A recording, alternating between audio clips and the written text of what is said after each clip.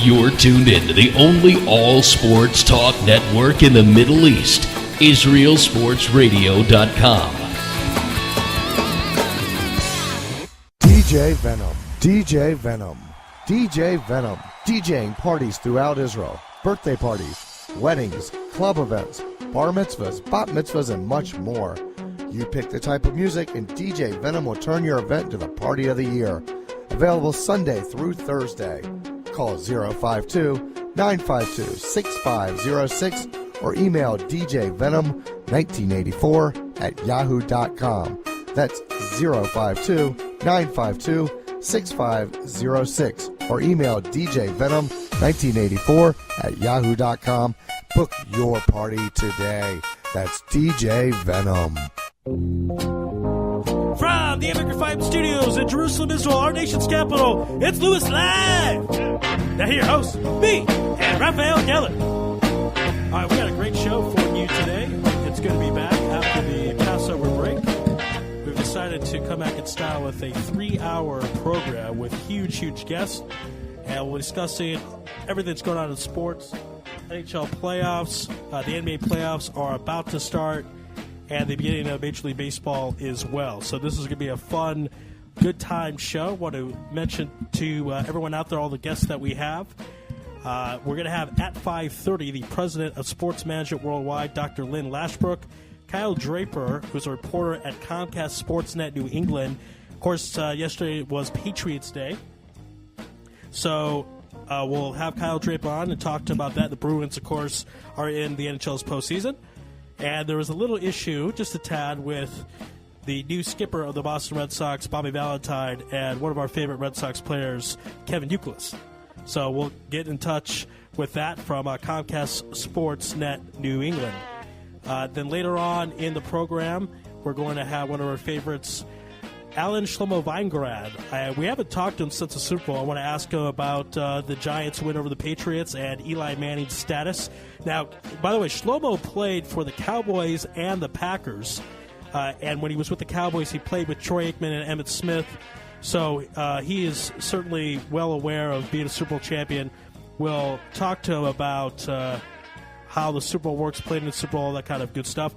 And then later on in the 7 o'clock hour, we're going to be speaking with, from Eurobasket.net, David Duby-Pick.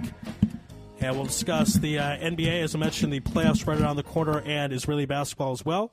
And then at 6:30, we're going to be speaking with, 7:30, we'll be speaking with the Miami Heat strength and conditioning coach, Bill Forum, who will give us kind of an idea of what it's like to work with professional athletes on a daily basis. And I'm here now. All right, I'm here. great. I'm ready to go. Yes, let's do this. All right, so we're gonna get started right now. We're gonna dial up the president of the Boston Celtics. So don't be nervous, folks. We got this under control. I know he's a big, important person in the world of sports, but hey, we got to go out there and just talk to him and do it. By the way, also at the end of the show, we'll make some very exciting announcements regarding some future bookings for Israel Sports Radio, which will certainly be a lot of fun. But right now, we're going to be dialing up Richard Gotham, the Boston Celtics president. Yes, indeed. So here we go. And you'll be able to hear the ringing in the background because this call is live. So hope everyone enjoys that.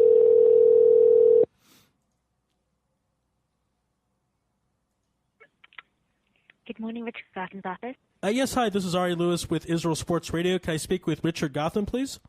Sure. Hold on, Ari. Great. And I love the accent of the secretary as well. Right. How's the mic hold up now? It's. I think it's okay. All right. For now. All right. We'll see. So we're going to be speaking with the president of the Boston Celtics in a few moments. It's hard to get through to these guys directly. Very busy, especially the postseason upon us. And it's just a no off-season type of job. Even if this was the off-season, Mr. Gotham, I'm sure, would still be very busy. So we certainly appreciate him coming on Louis Live on IsraelSportsRadio.com. So we're going to get as we. Hello, this is Rich. Hi, Rich. This is Ari Louis with Israel Sports Radio. You're live on the air. How you doing out there? I'm doing great, thank you. It's really a privilege and a pleasure to have you on, so we certainly appreciate the time. And Well, one of the questions I want to begin is, it's such an honor to work for any professional franchise, but I mean, the Boston Celtics, that is the Yankees of the NBA, the Canadians of the NBA, or some would say the Yankees or the Celtics of Major League Baseball. What is it like to be a part of the greatest franchise in the NBA? Well, it's a great source of pride for all of us who are involved in it. And, particularly for me, I grew up in the Boston area, watching those great Celtics teams of the 80s, 70s and 80s, actually. And I have a keen sense of what the Celtics mean, not only to people in the region, but since I've been in this job, what the Celtics mean to people across the world. We truly are, the greatest brand in basketball globally. And it's something that just makes you feel good on a daily basis when you come to work every day. So I certainly couldn't have dreamed up a better lot in life for myself. And it's just so great that you're able to appreciate and enjoy it. Not everyone in a position like yours is able to do that. And another curiosity I have is when you look through the line of former Boston Celtics presidents, you, of course, have Red Auerbach, one of the greatest coaches in NBA history, if not the greatest. And Rick Pitino was also the president of the Celtics at one point. What is it like to follow the footsteps of great basketball minds and just great personalities in the game of basketball? Well, it's a source of pride, to even be mentioned in the same sentence with Red Auerbach. I mean, I would be remiss if I didn't clarify that, the job I do here with the Celtics is not all that analogous to the job, Red did. When Red started, with the Celtics, he did everything from the laundry, to driving the team bus, to booking the games, to, managing the team and coaching the team, and also being the general manager. My job isn't quite as exhaustive as that, but, Red is the forefather of this franchise. He's the patriarch. He's the person that we all look to when we're seeking, kind of clarity on a decision. What would Red do in this situation? So to be mentioned, alongside Red is really something that I actually don't feel qualified to be mentioned next to him, but it's great to know that, his office was next to mine for a few years, and it was great just to experience getting to know him a little bit and really being able to meet a guy who's really the Benjamin Franklin of basketball. Yeah, that's a great way to describe Red Auerbach. I think that was very well said. Benjamin Franklin of basketball. Now, you mentioned following the Celtics as a fan, the 70s and 80s, and I'm curious, guys like Larry Bird, Bill Russell, Kevin McHale, all those great players, are they still involved with the Celtic franchise? Do they come in every now and then, maybe talk with the players or talk with some of the employees of the Celtics franchise? Yeah, we are really blessed with just a long line of great players who have played here, and not only played here, but represent really what it means to be a Celtic. And so Doc has been very cognizant of having those guys in to speak with the players, everyone from Bill Russell to John Havlicek to Robert Parrish to Bob Cousy, not just the newer guys, but some of the guys who did it back when there was I guess considerably less fanfare, but certainly bigger challenges for players then. Some of them had to work two jobs. But the common bond is they all knew what it took to win and what it meant to be a Celtic. And personally, I've got to spend a good amount of time with a few of those guys, Robert Parrish, Dave Collins, Bob Cousy, JoJo White. They're all very involved with the team still today. And it's been a pleasure to work alongside those guys and learn from them. And this season is also a very good season for the Celtics, first place in the Atlantic Division. And, a lot of people said, hey, this is all over. The big three are too old, time to rebuild, yada, yada, yada. But yet they're first place. And a 4 seed right now in the Eastern Conference will make some noise in the playoffs. How do you explain that? How do the Celtics just keep going on and continue their success? I think you can't really underestimate how good Paul Pierce, Kevin Garnett, Ray Allen, and Rajon Rondo certainly are. I think people tend to focus on the age more than they focus on what's actually happening on the court. And when you watch these guys play, you can clearly see that, the big three are still playing at a very high level. And Rajon Rondo has taken the next step in his career. So, frankly, this is where I thought we would be when the season started. I think the lockout presented a unique set of challenges for us and many teams across the league, but we only had 6 players under contract coming out of the lockout. We had no training camp to speak of. And our guys, when you're a little older, I think the one thing that's true is it takes a little longer to play yourself into shape than maybe some of the younger teams across the league. But we found our groove. By necessity, our rotation has shrunk a little bit, so we've got a consistency of minutes, and we've got clearly defined roles with our bench guys. We've got, some guys who've really stepped up, like Avery Bradley and Steensma. So I think, we're formidable. We're the team that no one really wants to play, this playoff season. I was looking at the roster preparation for this interview. Now, of course, Rajon Rondo started off his career at the Celtics, and Paul Pierce really turned into a Celtic legend, played his entire career in Boston. I'm curious, those gentlemen can have their jerseys retired pretty easily as far as falling in Celtic tradition. I'm curious, how would it work in regards to retiring Kevin Garnett's number and Ray Allen's number, because they were such a part of the championship a few years ago but didn't play their entire career in Boston. So what is the policy about retiring numbers of jerseys? There isn't a policy per se. I think, we evaluate each player on their own merit, and I think, winning a championship or multiple championships certainly is the strongest contributor. If you look at some of the jerseys that have been retired, they're not all Hall of Fame players, but they're players who made unique contributions to help us win championships. And I think, in the final analysis, that's what we'll look at when we're talking about those guys. But, hopefully that's a few years down the road and maybe another championship or two under the belt. Hi, Richard. You're on right now with Raphael. I just wanted to thank you again so much for joining us. It's a pleasure to be interviewing you. Hey, it's great to be here. I appreciate you guys having me on. Great. So, Ari, my co-host, talked a little bit more about the Celtics, but what I want to do is more talk about yourself, your career, your history, how you got to your position. So I want to start off with this. I found this interesting when I was doing some background research on you. You graduated from Providence when Rick Pitino was the coach there. That's right. And I will credit Providence for really fanning the flames of my basketball passion. When I was at Providence from 82 to 86, it was the heyday of the Big East. Had Patrick Ewing and Chris Mullen and, the Villanova team that won the championship with Eddie Pinckney.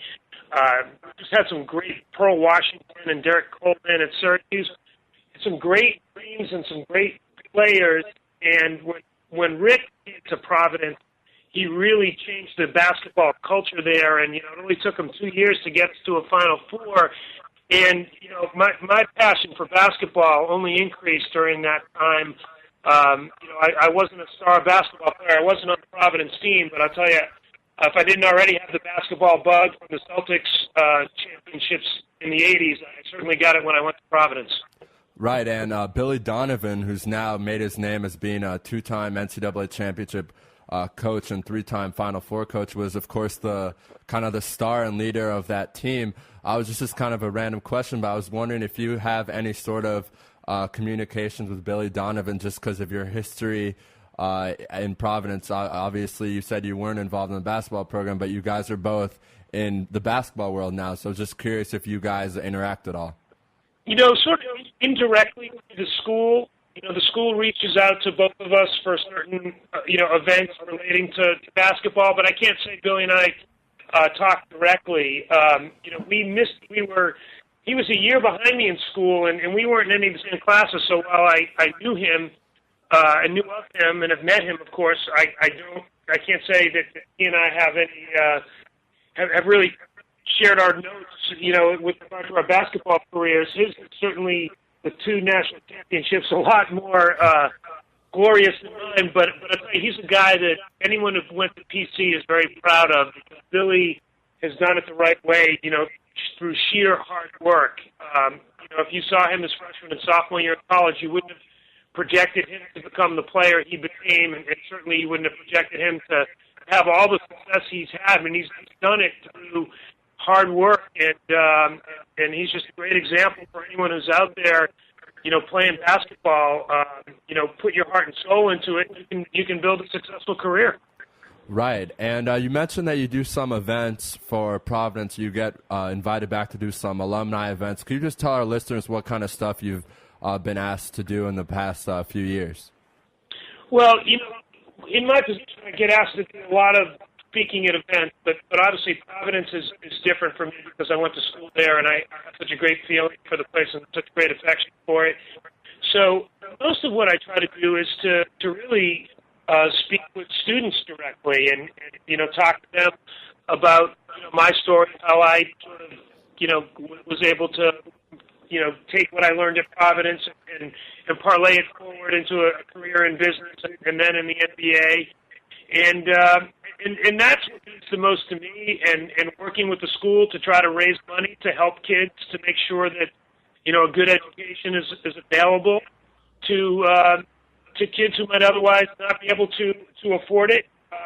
And then with alumni, a lot of it is talking to alumni really to help them stay connected with the school and help the school achieve some of its goals through its alumni outreach. But, it's something every week. I was just at the Providence President's Council meeting last week, and I've been in touch with the athletic department a few times in the last 2 weeks. So it's a constant communication between myself and the folks down at Providence.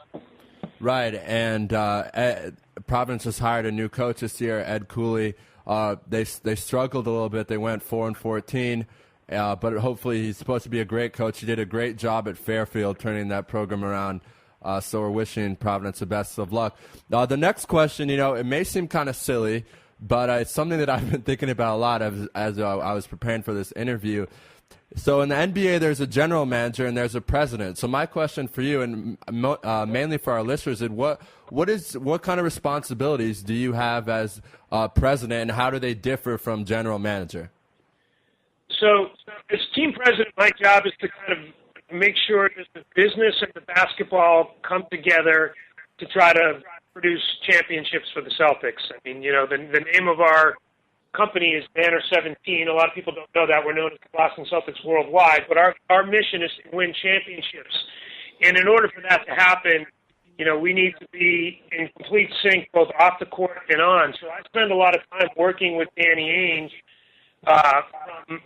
not from a basketball talent evaluation perspective. That's clearly his job and his domain, but to work with him on those basketball decisions and the impact they can have, and we, both the short term and the long term. Every transaction you make, every trade you make, every free agent signing, it presents you with an opportunity, but it also takes away other opportunities. So we spend a lot of time as a team working through those iterations and thinking through how they impact us short-term and long-term. So it's really a decision support that I provide, with regard to Danny and his job, which is to evaluate basketball opportunities and make recommendations to the management side over here.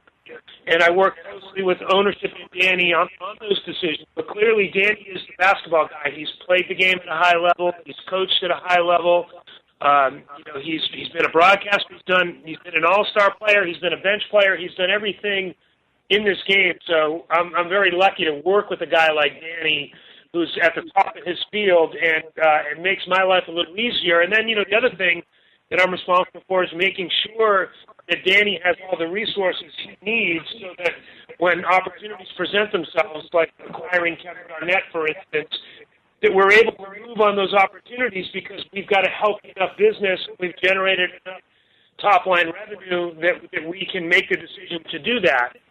A good example would be when we evaluated whether or not, to extend Paul Pierce's agreement. Paul Pierce is a great player. We'd love to see him retire as a Celtic. But what you see is a lot of guys at the end of their career end up, their teams don't re-sign them. They don't have the financial wherewithal to re-sign them. We're happy that we've been able to keep Paul around as long as we have because it's so important to our success. And so the idea is we want to be able to make good basketball decisions that are also good financial decisions, but we don't want to be in a position where we can't make a smart basketball decision because we haven't taken care of the financial side of our business. So my job is making sure we've taken care of the financial side of our business so that Danny can make the basketball decisions we need to make. Great. Wow, that was a very detailed and thorough answer, which was very helpful to me and hopefully to our listeners. The next thing I wanted to ask you about, which also, honestly, your whole background is very interesting to me. You started out in the business world in the internet media kind of industry, and then you left that in 2003 to become the executive vice president of sales, marketing, and corporate development. And, now, 9 years later, you're the president. So I was just curious if you could real quick give us kind of a play-by-play of how you, I guess 10 years ago, you were in the internet media company kind of industry, and now suddenly you're the president of the most successful basketball team in the world. So how did that kind of happen for you?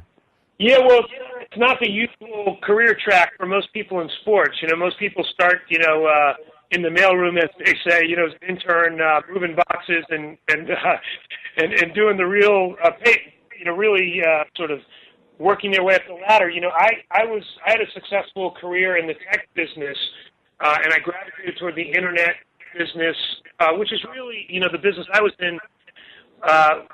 Was really a media business, and really our business at the Celtics is a media business. When you think about the business model, it's about aggregating an audience and providing access to that audience to advertisers and sponsors. And the aggregating the audience part is selling tickets and growing your fan base. So those are the metrics that make our business go. So it wasn't too foreign to me when I came into the business, but I was lucky to be able to come into the business, and it was through some venture capital private equity people who bought the Celtics, Rick Grossbeck and his partners, who were familiar with Lycos, the company I had worked for, and were familiar with the work I had done there. When they bought the team, they did what a lot of private equity groups do. They looked at an under-leveraged, under-managed asset and said, let's bring in some professional management to help. And so I was fortunate that I was kind of in the right place at the right time to receive that call from that group. And as they say, you had me at hello when Wick asked me if I was interested. I tried to play it cool, but I couldn't have been more interested. Great. Okay, so that's how you are now. That's how you got to your current position. The next thing, we only have a couple minutes left. Again, we've for our listeners out there, we're on right now with Rich Gotham, who's the president of the Boston Celtics. The next thing I wanted to ask, you said you're a Boston guy. You're from, I think you mentioned you were raised there your whole life. You live there now. We're in Israel, so I always wanted to ask this to a Boston person. All these movies that have come out, The Departed, Gone Baby Gone, all these Boston movies about Boston cops. Would you say they're realistic? Would you say that they show what it's like to be a Boston policeman or a state trooper, as Matt Damon says in The Departed? Oh, they're wicked realistic, as we would say in Boston.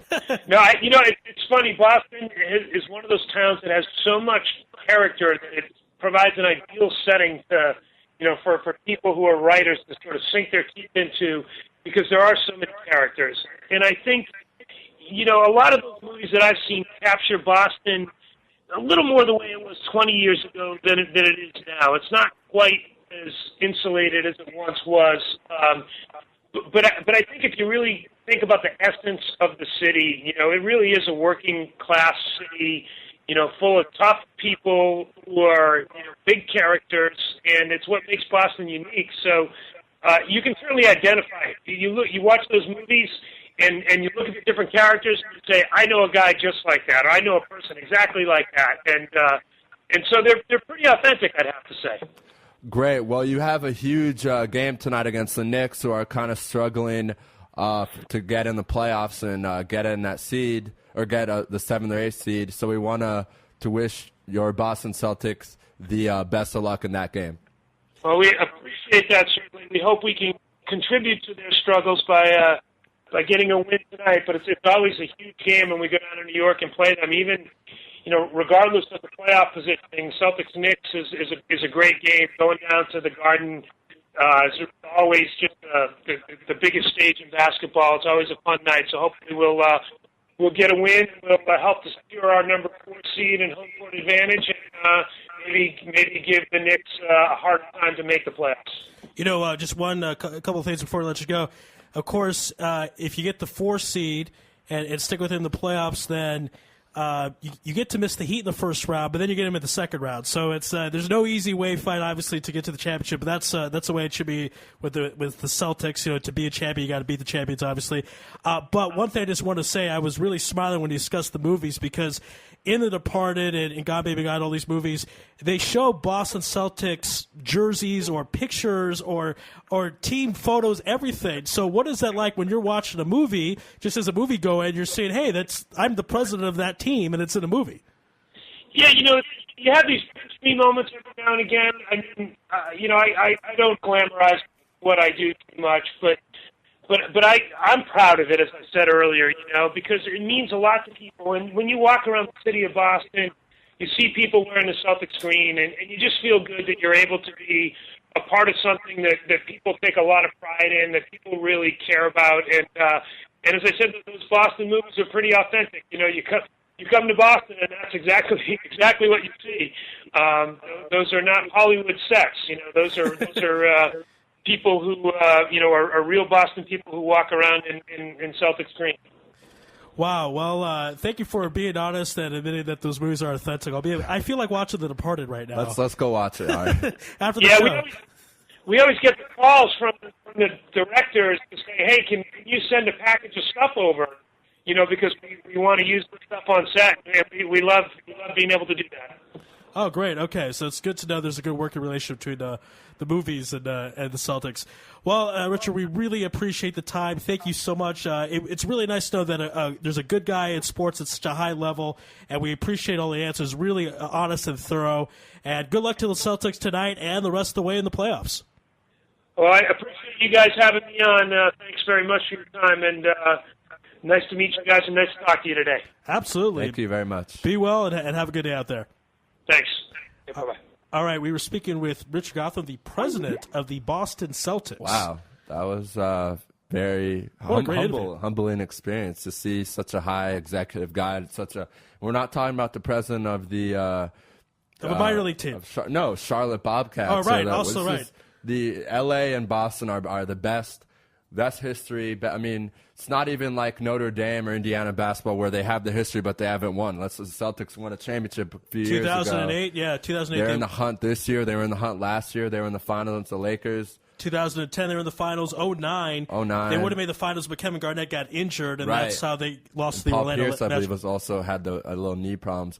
But no, that was very great to see, as you mentioned at the end, Ari, to see such a guy so high up in sports be so honest and thorough and very humbling experience for me. He said a lot of interesting things, going back to the retired jerseys, because at Paul Pierce, I know what it could have, should have in sports, but it's interesting at the time in 2010 where they were in that 7-game finals against the Los Angeles Lakers, had they pulled it off, and in my opinion, referees kind of gave the Lakers a little bit of help in Game 7. I mean, that Game 7 was a disaster, don't get me wrong, but had the Celtics pulled it off, Paul Pierce would have had 2 titles and spent an entire career with the Celtics, so he's very close to Larry Bird land. Now, he didn't get that second ring, but still a Celtic great. A legend, definitely. 13 years now? And he's in the top 30 of scoring all time, I believe. Yeah, this guy's a lot of heart, came from Kansas, so it's kind of interesting. He almost died. He was stabbed in a nightclub. Right, I remember before in the off season. No, and that was a long time ago. Right. But instead of dying from that, he rebounded in the true sense of the word and had some great years. And I was very happy when he got his title because he went through some bad years in Boston. Kevin Garnett and Ray Allen. No offense to them, but they didn't really suck it through the bad times in Boston. No, definitely. I mean, Kevin Garnett had some bad times in Minnesota. Okay. Oh yeah, and Ray Allen had some bad times everywhere. Yeah, Milwaukee and Seattle. Well, actually, he had a couple of good years with Seattle. No, but you're absolutely right. Paul Pierce has been there through it all. It kind of reminds me of if I'm thinking of a guy exactly like that, Michael Young on the Rangers. He was on. He's been. I think it's his 11th year. He was on those teams with A-Rod in the early 2000s when they were like 60 and 100 and 100 and 40 games under 500. It's very good to see he's stuck with the team. The management has rewarded him. He's still on the team. Also, this year with with the Houston Texans, Andre Johnson. Yes, absolutely. Spent an entire first pick. He was the first round pick by them and was with the team for slog and finally got to the playoffs this season. Right, so it's another play out there. Yeah. Paul Pierce not the exact same category because his team made the postseason, but of course the NBA, more teams make the postseason than not. Doc's a great coach. Hopefully we have a little relationship now with the Celtics. Maybe we'll be able to get Doc on one day. I've heard he's a really it appears the Celtics are thinking about now. We just had Richard Gotham on, and Doc is supposed to be one of the most genuine guys in all the NBA, from what I've heard. His son went to Indiana, so I actually got a little inside source from that. And I was actually at a game where he came to Indiana with Kevin Garnett to see his son Jeremiah play a few years ago. And as I mentioned, since, 1987, there's only been a few coaches that have won an NBA title. If you count it on your hands, It's pretty true. much. It's really, how many has... Let's count out real quick. Pat Riley, Chuck Daly, Phil Jackson, Rudy Tomjanovich, Greg Popovich. Houston, and then after that... Larry Brown with the Pistons. Right, Larry Brown, and now... Phil Jackson again. Right, Phil Jackson won a couple there, and then of course there's a lot of repeats. That's why it's such a small list. And then you had the Dallas coach, who used to coach the Pacers Pistons and the Pistons, Rick Carlisle, and Doc Rivers. There's really not a lot. I counted 8. There might be a coach out there I'm forgetting about. I apologize. It's tough though. It's not like it's a very tough to win a championship in the NBA, more so than in the MLB or. The MLB, I've had a lot of different teams have done it recently. I mean, the Yankees haven't had their 5 years in a row. That was in the early 90s. But in the 2000s, we had the Marlins, San Francisco, a lot of little markets who have done it. The Angels with David Eckstein, do you remember that team when he was the MVP? 2002. It's against the Giants, I believe. And it was against the Giants. That was the Freeway Series, as they called it. Barry Bonds made an error in Game 6. People kept saying, for those of you who want to know, David Eckstein is not Jewish, okay? So he is not Jewish. Throw that out there. I know Eckstein. I know he's a little guy, but I love Eckstein. I think he's retired or he's in the minors, but he was on the Jays a couple years ago, so I loved him. But let's get to our next guest. What do you say, Ari? Yeah, let's do it. We've had a great show so far, so we're going to keep it going. And this is also a treat let's just call him. Let's just get to it. Okay, yeah, we'll call him. Let's go. We're going to dial him up right now and get that phone number. So, again, this is live, so you will hear the ringing in the background, but we do not shortchange our fans. We want to bring the experience of live radio to everyone out there. That's why you hear the call. Okay, and we're going to call him, and I think Ari's going to start off by talking to him and asking him a few stuff about it, his company and everything, and... It's very early out there. He's in Portland, Oregon. Oh, wow. Good morning. This is Dr. Lashbrook. Hi, Dr. Lashbrook. This is Ari Louis with Israel Sports Radio. You're live on the air. How are you doing out there in Portland, Oregon? I'm doing great. Thanks for calling me. Yeah, wow. So 7:30 in the morning out there, and I was told that you've already been up a few hours. You start your day out 4:30 in the morning, or approximately. Is that correct? That's true, and I'm actually it's a 2-hour bike ride to work, but I try to stay fit so I can survive. So wow. I stopped in the middle of my bike trail to do this interview. I'm glad to be here. Wow, that's awesome. Thank you so much for that. Thank you for doing that, and for all our fans out there listening, all the audience out there who is interested in sports management, tell them how much work they put into this, because that's the point why I emphasized at the top of the interview is that 4:30 in the morning. Well, for someone in your position, that's what you got to do. You have to wake up 4:30 in the morning, get started, and keep going and work a long day to get it done.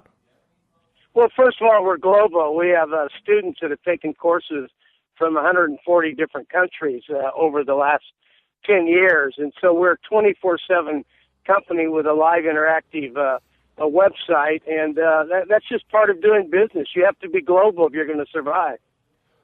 Absolutely, and this is Raphael. Again, I want to thank you so much for coming on and giving us some time. As you just mentioned, very, very busy. So I want to get right to it. So you are the president and the founder of Sports Management Worldwide, which has, I think, over 100 countries. There's been people involved from over 100 countries. You've been doing this for over 35 years. I just want to go all the way back to when it started. Can you just tell us When was the first time it came, or you decided that you wanted to go into the sports management world? Well, I've been a professor for over 40 years at the college level. I've been a sports agent for 20 years. It was after the Jerry Maguire movie about 16 years ago. I decided I'd want to train people to be agents and represent athletes all over the world. That was the foundation of our company. And then the light bulb went off, and I felt in college curriculum so often the major is not relevant to getting a job. So we started developing courses like sports broadcasting or sports marketing or digital video editing or scouting or being an agent. We just took all these courses for college credit and offered them online with live interactive audio chats with professors that have expertise in the industry. And that's really the foundation and growth of our company. But it started with an agency, which is a very thriving part of it. We represent athletes all over the world in all sports. The world is about relationships and integrity, and we ask everybody, we attract integrous people, and we try to carry the torch, the ethical compass, and to try to do things right in a world that is begging for more ethical leadership.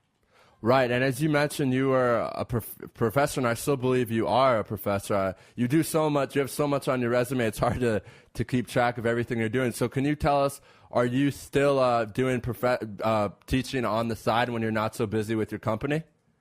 I am. I teach at Western Oregon University and Concordia University out of Chicago. Besides that one ground class a week, I believe online is the revolution of the future. It's a cell phone versus the payphone, and whether you're in Israel or England or America, it's really hard to find a payphone anymore. And I think online education almost changes the paradigm of higher education. That's very exciting. We also believe, particularly talking about your world in the Middle East and all the terrorism and concerns over there, my philosophy of sports is a weapon of mass construction, not just facilities, but bringing people together.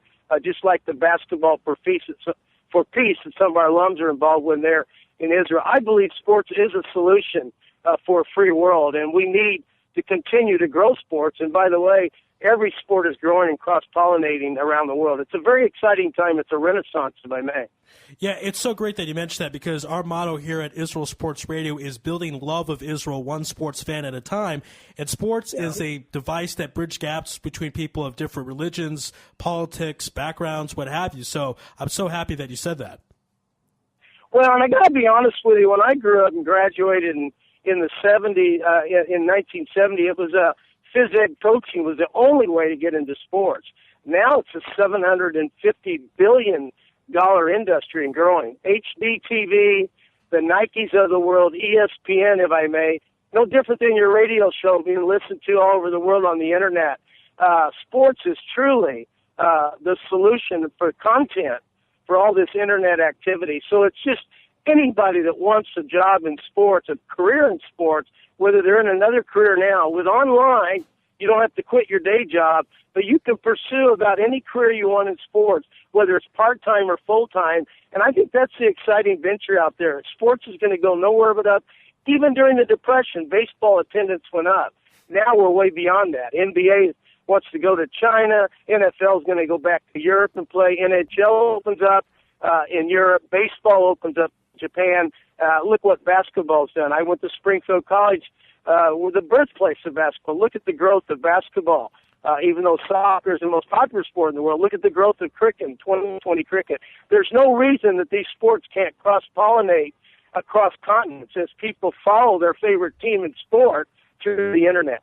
Absolutely, and that's so great that you mentioned that, because at Israel Sports Radio, we're very involved with the Israel Football League, which is the American football being played in Israel. I believe it's now a 10-team league. In the last 5 years, it's gone from, 2 to 4 teams, 4 teams to 10-team league. It's on national. The finals, I believe, this year was on national TV in Israel. A lot of Israelis are starting to play American football, so that's very interesting. At first, it started with just all the Anglos who were living in Israel got together, but now it's very, very popular among Israelis. So it's great to hear you say that, because we have great proof for that in Israel. So Also with basketball, is in Israel basketball in the last 10 years, with the addition of Omri Caspi, the first Israeli player ever to play in the NBA, that's been huge for Israel. And soccer and even cricket. Believe it or not, there's even a national hockey team in Israel. So everything you said is really true, and we can vouch for you. Right, and the void, if I may, is the business side of sports, not just the coaching and the athleticism. And there's an athlete over there tomorrow that could play American football if noticed or if introduced to the sport. So the cross-pollination of DNA is huge right now, and that's what, we just signed in the NFL a kid from Australia that played rugby. You're going to see more and more of that. As a young boy, the smallest guy on the American football field, I'm sure I would have migrated to soccer, but there was no soccer offered back in the 60s when I was in high school. So when you think about it, and I tell my students every day, many of you will be working in other parts of the world, the emerging countries. Sports is a very, very common language. It's a universal language. It's a common denominator in the free world. And what you're doing in Israel, what we're doing here worldwide, it can't be any more exciting. And the opportunity for people to be part of the business model and make money. And I look at Nike. They started with a waffle iron. Look what Nike's done to the world of sport. They're very much an inspiration to us in our own backyard. We're speaking with Dr. Lynn Lashbrook, who is the founder and president of Sports Management Worldwide. And on your website, you have a great question that you pose to all the people who look at it, but I'm going to ask you this directly. What happens when an agent represents two players playing against each other? Now, usually you could just say, well, I hope they play well, but what happens when it's on the same play? For example, you have a situation with the gentleman of the Eagles, Akeem Jordan, trying to tackle Miami Dolphins quarterback Matt Moore. So who do you root for in that situation? Well, that's you really do cheer for the game and the health of your clients, and you just enjoy, and you can choose games on Saturday. The beauty of having an agent, or being an agent, having a client turn on the TV, it's kind of a thrill. Remember, in our concept, the agent advisor is a direct relationship to the client. So in that case, they may be under the umbrella, but each have their own agent advisor. Our goal with the agent advisor program is democratize the opportunity to be an agent, but also eliminate the possibility of too much conflict of interest. So we have silos of decision making. Our agent advisors truly are the relationship and the decision maker recommendation. We plant the seeds and open up the integrity of representation and being proactive in mentoring. But at the end of the day, each agent advisor has their own set of clients, which makes it even more exciting. Nobody knows Israel than an agent advisor from Israel. Nobody knows a farm kid from Kansas better than somebody else from the farm in Kansas. So we're trying to connect the dots of somebody they're comfortable with, that can confront them and help them make better decisions to prevent whether it's a bad decision off the field or bankruptcy. There's too many tragedies out there in professional sport. I think the agent has to step up to the plate and be part of the solution, at least reduce the chances of failure in the second career. Great. That was very well said. As I mentioned earlier, this is Raphael again. Sorry that we're switching back and forth on you, but we just have so many questions that we keep thinking of and that we prepared for this interview. As I mentioned earlier, you've had believe over 100 students from over 100 countries. So as we are in Israel, can you please tell us of maybe some of the students that you've had from Israel or people that are involved with the sports world in Israel? I'm sure our listeners would love to hear about that, and maybe they could get involved with your company. Yeah, you may not have been a student, but we did have a conversation, and I have way too numerous to mention. We have several students that got involved with the Basketball for Peace. We know agents over there. We went to Tel Aviv to watch your professional basketball, which was very impressive, almost a college atmosphere at an NBA game, if I may. And we're developing an ambassador program. And what we found in Sports Management Worldwide, even though we may be an American-based company, we consider ourselves a worldwide company, hence Sports Management Worldwide. And we really, in 8 weeks with live interactive audio chats, we always say, my metaphor is you have to have a ticket to the game to catch a foul ball. And as a young boy in Kansas City, I caught 13 foul balls, and every time I had a ticket to the game. All of our courses are designed to be a ticket to the game. We don't guarantee the foul ball. That would be fraudulent. But you got to start somewhere. And all you need is a computer and a passion for the game. We're going to help you get started, whichever direction you want to go. Digital video editing is one of the fastest growing industries where you can go through the back door to get in. Hence, the Miami Heat's coach, Eric Spoelstra, came through the video room. Our interim coach, Caleb, and the Portland Trailblazers came through the video room. There's so many other ways to get in sports. We think we'll have women GMs in the NFL soon because we have a lot of women taking our digital video editing course. And so that's what's exciting is you don't have to be an incredible athlete or know somebody to break in sports. What you need to do is be a difference maker, and we try to give you the skill sets of separation to get started and to move in that career. And it keeps growing. In a tough economy worldwide, sports economy just keeps growing and growing. Right, and so yeah, that's very well said. I want to ask you a little bit more about these conferences that your company offers, because I know I've looked at them. They're very interesting, and they're really in everything now: NBA, NFL, NHL, the Combine. I know you have something with that. So can you just tell us a little bit, or even in MLS? That's even the most impressive. As you were talking about the development of sports in the United States, the MLS is growing right now at an unbelievable rate. I know the team in Portland, I think, has the #1 attendance in the league, or in the top 5, and West Coast of the United States is really loving, or maybe that Seattle has one of the best. No. I'm a season ticket holder. Both Seattle and Portland are real shining stars in the growth of soccer. When I was a young boy, I thought it was a communist plot. I didn't like soccer, and now I absolutely love it. But my point is, and back to your question, the opportunity for growth in these particular areas lead everybody. How can you grow your business? And I got to go back to cricket that turned to a 2020 model. And I think any sport works in other cultures because we have such a migration of people, a diversity of people. And when we talk about diversity, we're talking about race, gender, and culture, and that's the exciting part. Sports desperately needs more diversity. I think if a woman GM were the New Orleans Saints, I don't think Bountygate would have gotten as far as it would. I think baseball would have drug tested 20 years ago if more women were involved in the boardroom. So if we're talking about the growth and the leadership opportunities, our conferences complement our online courses. So we'll go to the NHL draft, and we'll put on a conference there and bring in the experts that happen to be in the city. We go to the NFL Combine in Indianapolis, same thing. We're going to the Summer League in Vegas, NBA Summer League, bring in the star GMs and let people touch and feel and ask questions. And we'll do things in soccer, and we also do baseball. We go to the Major League Baseball Winter Meetings. We hope to do something in London this year. We hope to do something in Israel. We want to take our show on the road as we develop our business model. But it starts with an online course, and the conferences complement the online course. Okay, so let's do this for our listeners out there. Can you tell them how they can sign up for your program, how they can get involved? What do they have to do? Right. Well, they can call anytime on the website, but let's go to the website smww.com. SamMaryWW.com. All the information's on there. Application is free of charge. And we'll follow up. One of our career counselors will call back and discuss how we can help you. What's your situation? What would you like to do? And we have a tremendous amount of testimonials. We've been around a long time. The company's 10 years old, but I've been teaching for 40-some years. We take pride in helping people get started. So smww.com,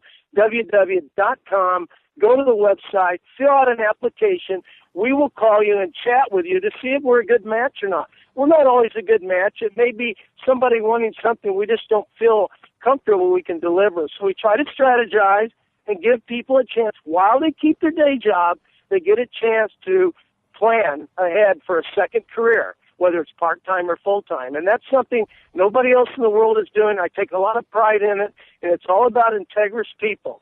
And you can't legislate integrity, but you can attract integrous people and make it a better world. That's our goal, and hopefully someday we'll be what Nike has done with a shoe around the world. We hope to fill that shoe with leaders and decision makers.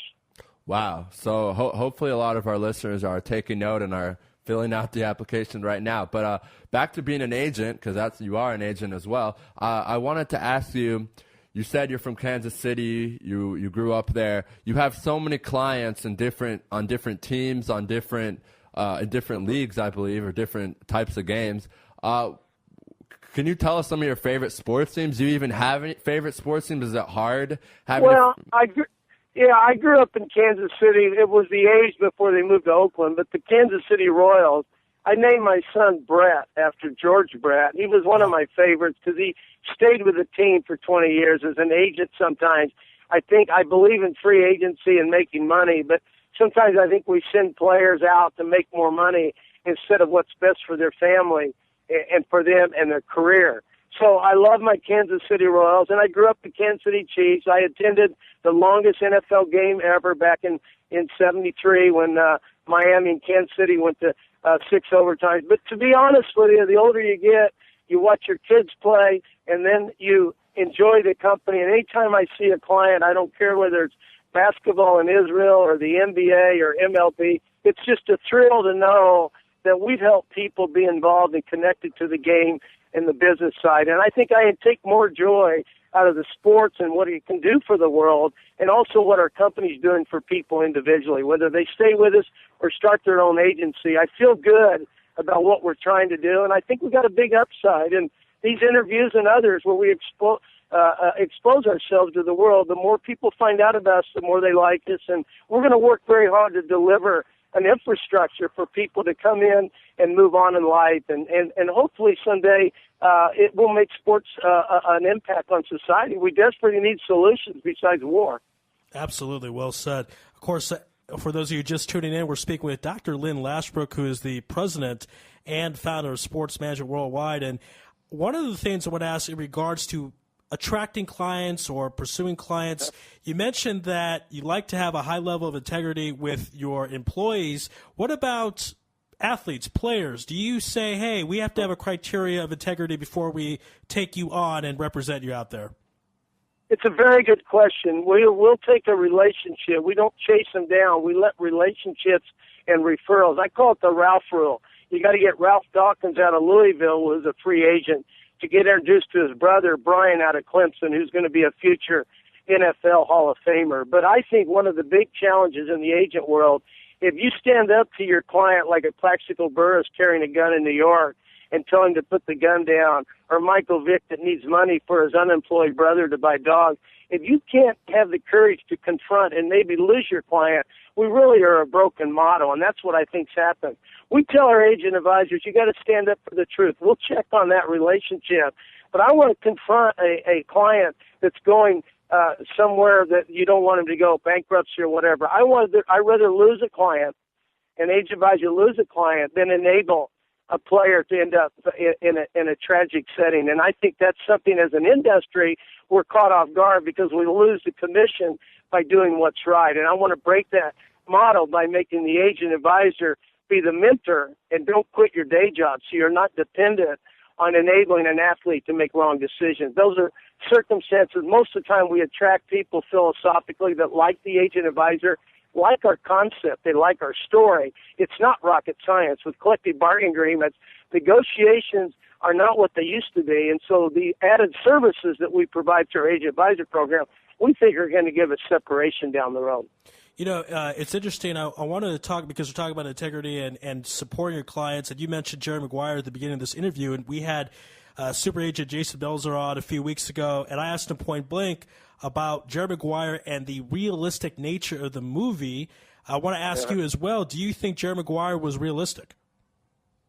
Well, I think it was idealistic, and I think I'm proof that the concept of integrity, I mean, we built a nice, to have Matt Moore, who's a starting quarterback in the NFL, through our, free agency and moving our way up. I'm pretty excited about our concept. It's very idealistic, and most of my fellow agent colleagues kind of snickered at the idea, no different than professors that snicker at the idea of online education. And, I've always, my mom did a good job grounding me, and my dad was flamboyant a little bit, but I was never afraid to try to do it right. And I refused to let herd mentality say this won't work. And so I think the Jerry Maguire movie, today what we do is the same thing. We're trying to do it right, and we're not going to compromise. And so I've got to be honest with you, it was the inspiration for growing the company. Okay, and I just going back now to what we were talking about. I know we're going back and forth. Like, again, there's so many great things to talk about here. We just had someone text in a question. Right, we had someone ask a question. Can you tell our listeners all the sports and all the different kinds of sports that your company trains to become an agent or to get involved in that sport, or different types of professional leagues? Right. And all that? No. I'll start with mixed martial arts. It's one of the fastest growing sports in the world, and we have a great faculty. What a big business that is. Cricket. I've been to the Lords, to the Ashes, and I witnessed cricket. What a fabulous, particularly with 2020. Rugby. We have a great course in rugby in different parts of the world, in Australian rules football, and part of the rugby, soccer, American football, basketball, and of course baseball, and all the sports. And we're going to, whether it's tennis or golf, we're letting that grow through our agent advisor program organically. We try to offer courses in the major sports across the country, and we're very proud of it. Lacrosse will probably be the next sport that we bring up. There's a business side that's not being addressed. We the Olympics, etc. But we've never, until now, the business model needs to be growing. Not just the X's and O's and the victory and the athleticism and the performance. The whole venue of how do you enter every empty seat is an opportunity, and to sit there and go to a facility that has 20,000 empty seats. That's an opportunity for somebody out there that is passionate about growing the business side, and that's what we really focus on, whether it's MMA or sports broadcasting. Every student, every venue out there that doesn't have play-by-play could be started tomorrow, as you guys know, with internet, radio, and play-by-play and selling advertisement. So I don't think society has caught on yet to the marketability and the growth potential for sport business. That's why our company is at the right place at the right time in a sport that's going to grow. Every hour it grows. All right, and one last question before we let you go. We've talked about representing athletes and sports in general, but you yourself were a pretty good athlete according to Fort Hayes. You were a 4-year letterman, started there in football, correct? So tell us what that was like playing at Fort Hayes State. Well, you got to go back to high school when I got a suit up varsity my junior year and broke my leg before the game, which was pretty embarrassing. And my senior year, the manager came out and the coach brought me in and they asked me to be the manager, and I said no, and that probably changed my life forever. And then nobody recruited me, so I walked on. I call it the walk-on approach to Fort Hayes, and fortunate enough to get in the last quarter and got a fumble. And before you know it, I started the next game. I never not started, got a scholarship, got 3 interceptions in one game. All that makes me feel good. But I tell my students, I remind them, that doesn't make you any money. And so it's important that you have your own personal motivation, which I do, going back to being the manager. At the same time, everybody has to self-inspire themselves, and we need those people in the business of sport. There's no reason to be in a boring job. Why not work in sports, have fun, and get paid for your passion? Sounds good to me. I'll take you up on that. All right, we really appreciate the time, and we know, again, you stopped in the middle of your bike ride to work to talk to us. That was really great. I should start riding a bike or something. That's pretty impressive. I need to start waking up at 4:30 in the morning and get more things done. Of course, we're going to speak with Dr. Lynn Lashbrook. Dr. Lashbrook, thank you again for the time, and please give us that website one more time before we let you go. Thank you very much. smww.com. Sports Management Worldwide. Google it in. Sports Management Worldwide. We'd love to talk to you. If we're not a good match, we'll tell you. If we think we can help you, we're definitely going to tell you. You guys were great today. Good luck to you in your venture. Oh, thank you very much. Appreciate it, Dr. Lashbrook. Be well out there. Okay. Thank you. Bye-bye. Bye. All right. So Dr. Lashbrook will continue on with his bike ride. And hopefully he gets to work safely. Yes, if he's late to work, they can blame us. Write the emails to israelsportsradio@yahoo.com. But I think he'll be fine enjoying that beautiful Portland scenery and the weather out there. It's a very beautiful area. Yeah, we could use some cool weather right now. It's pretty hot today. Yeah, it's just going to get hotter. Not that this is a weather show, but good golly. I walked outside to the old city. Today's the weather forecast brought to you by Israel Sports Radio. Right. But it was nice living in a cooler environment, but this is what it is right now. So that was Dr. Lashbrook speaking about sports agency and both sides of it. I like that he goes to the approach of integrity, especially with dealing with professional athletes. We're going to continue on our program, but right now commercial free. We will take more commercials in the third hour just to give everyone a heads up. But we're right now going to go on to our next guest. Raphael, tell us a bit about him. We're going to be calling Kyle Draper. We believe it's Draper. We'll find out from him. He works for Comcast Sportsnet New England. We're going to start off.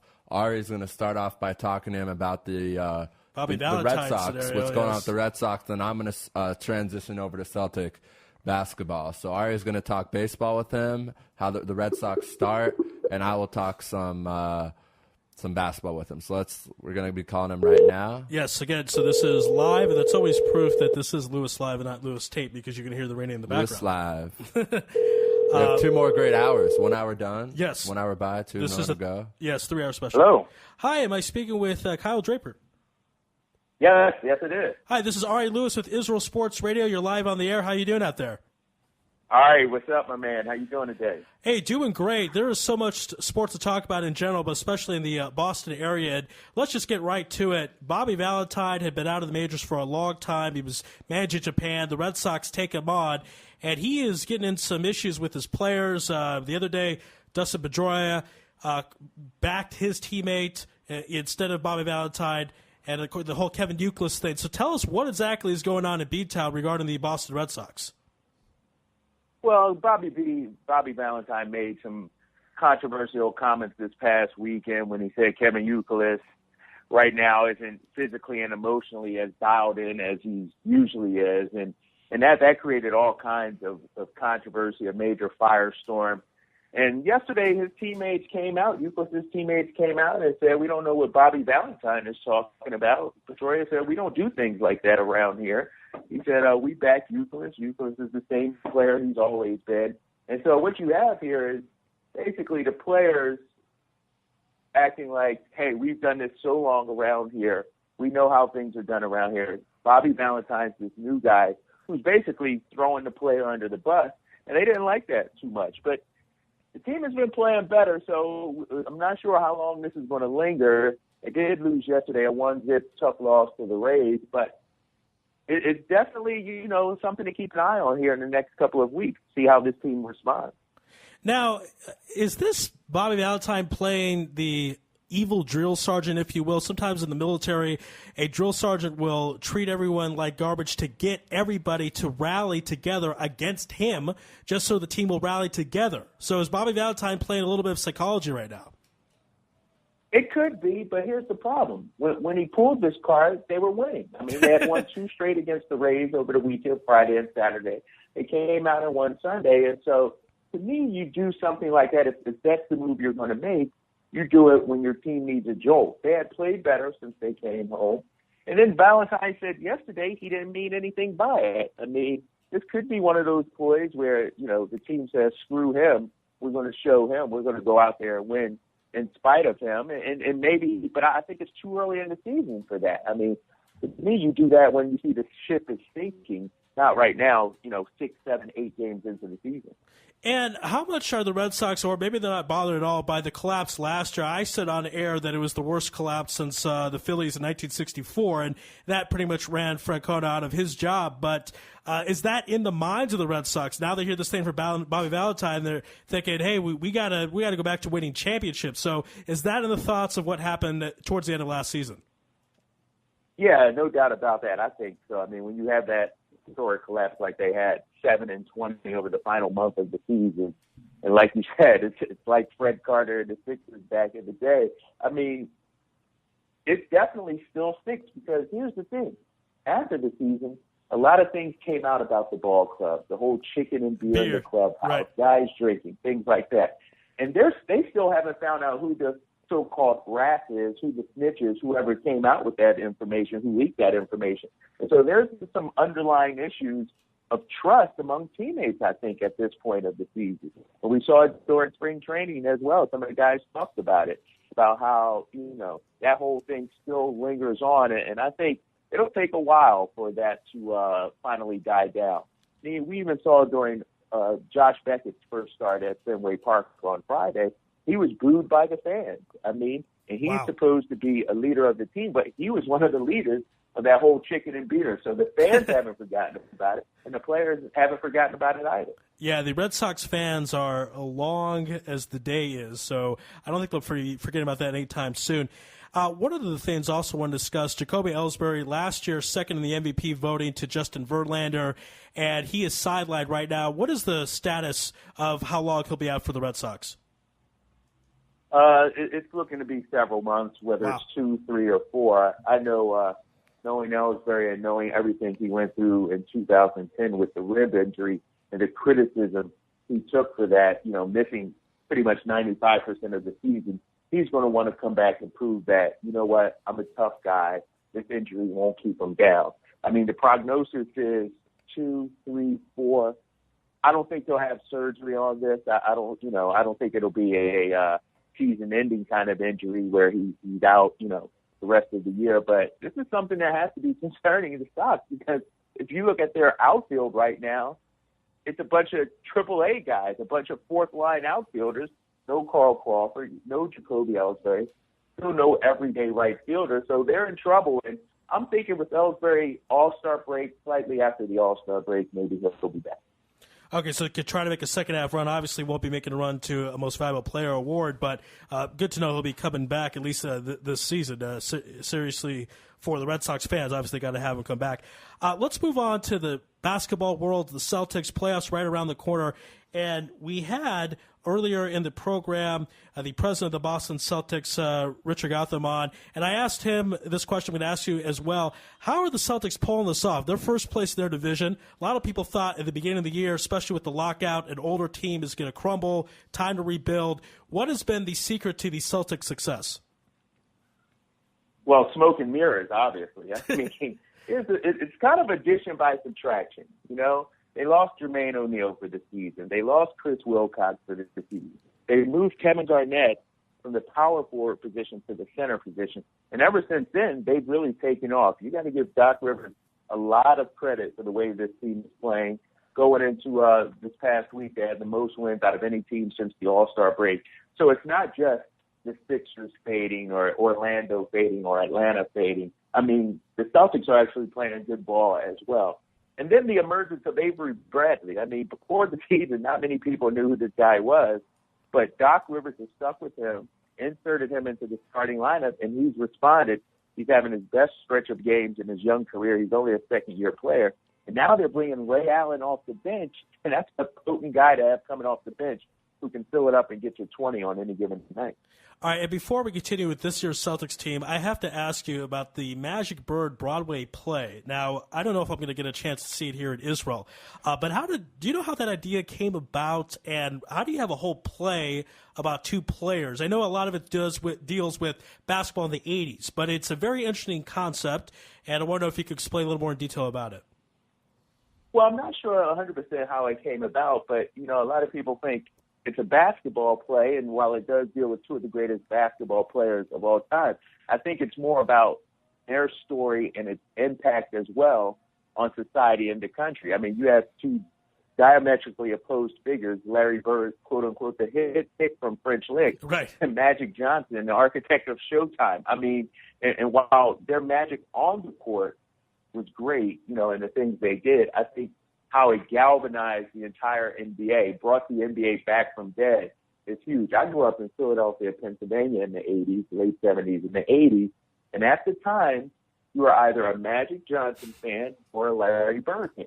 You couldn't like both.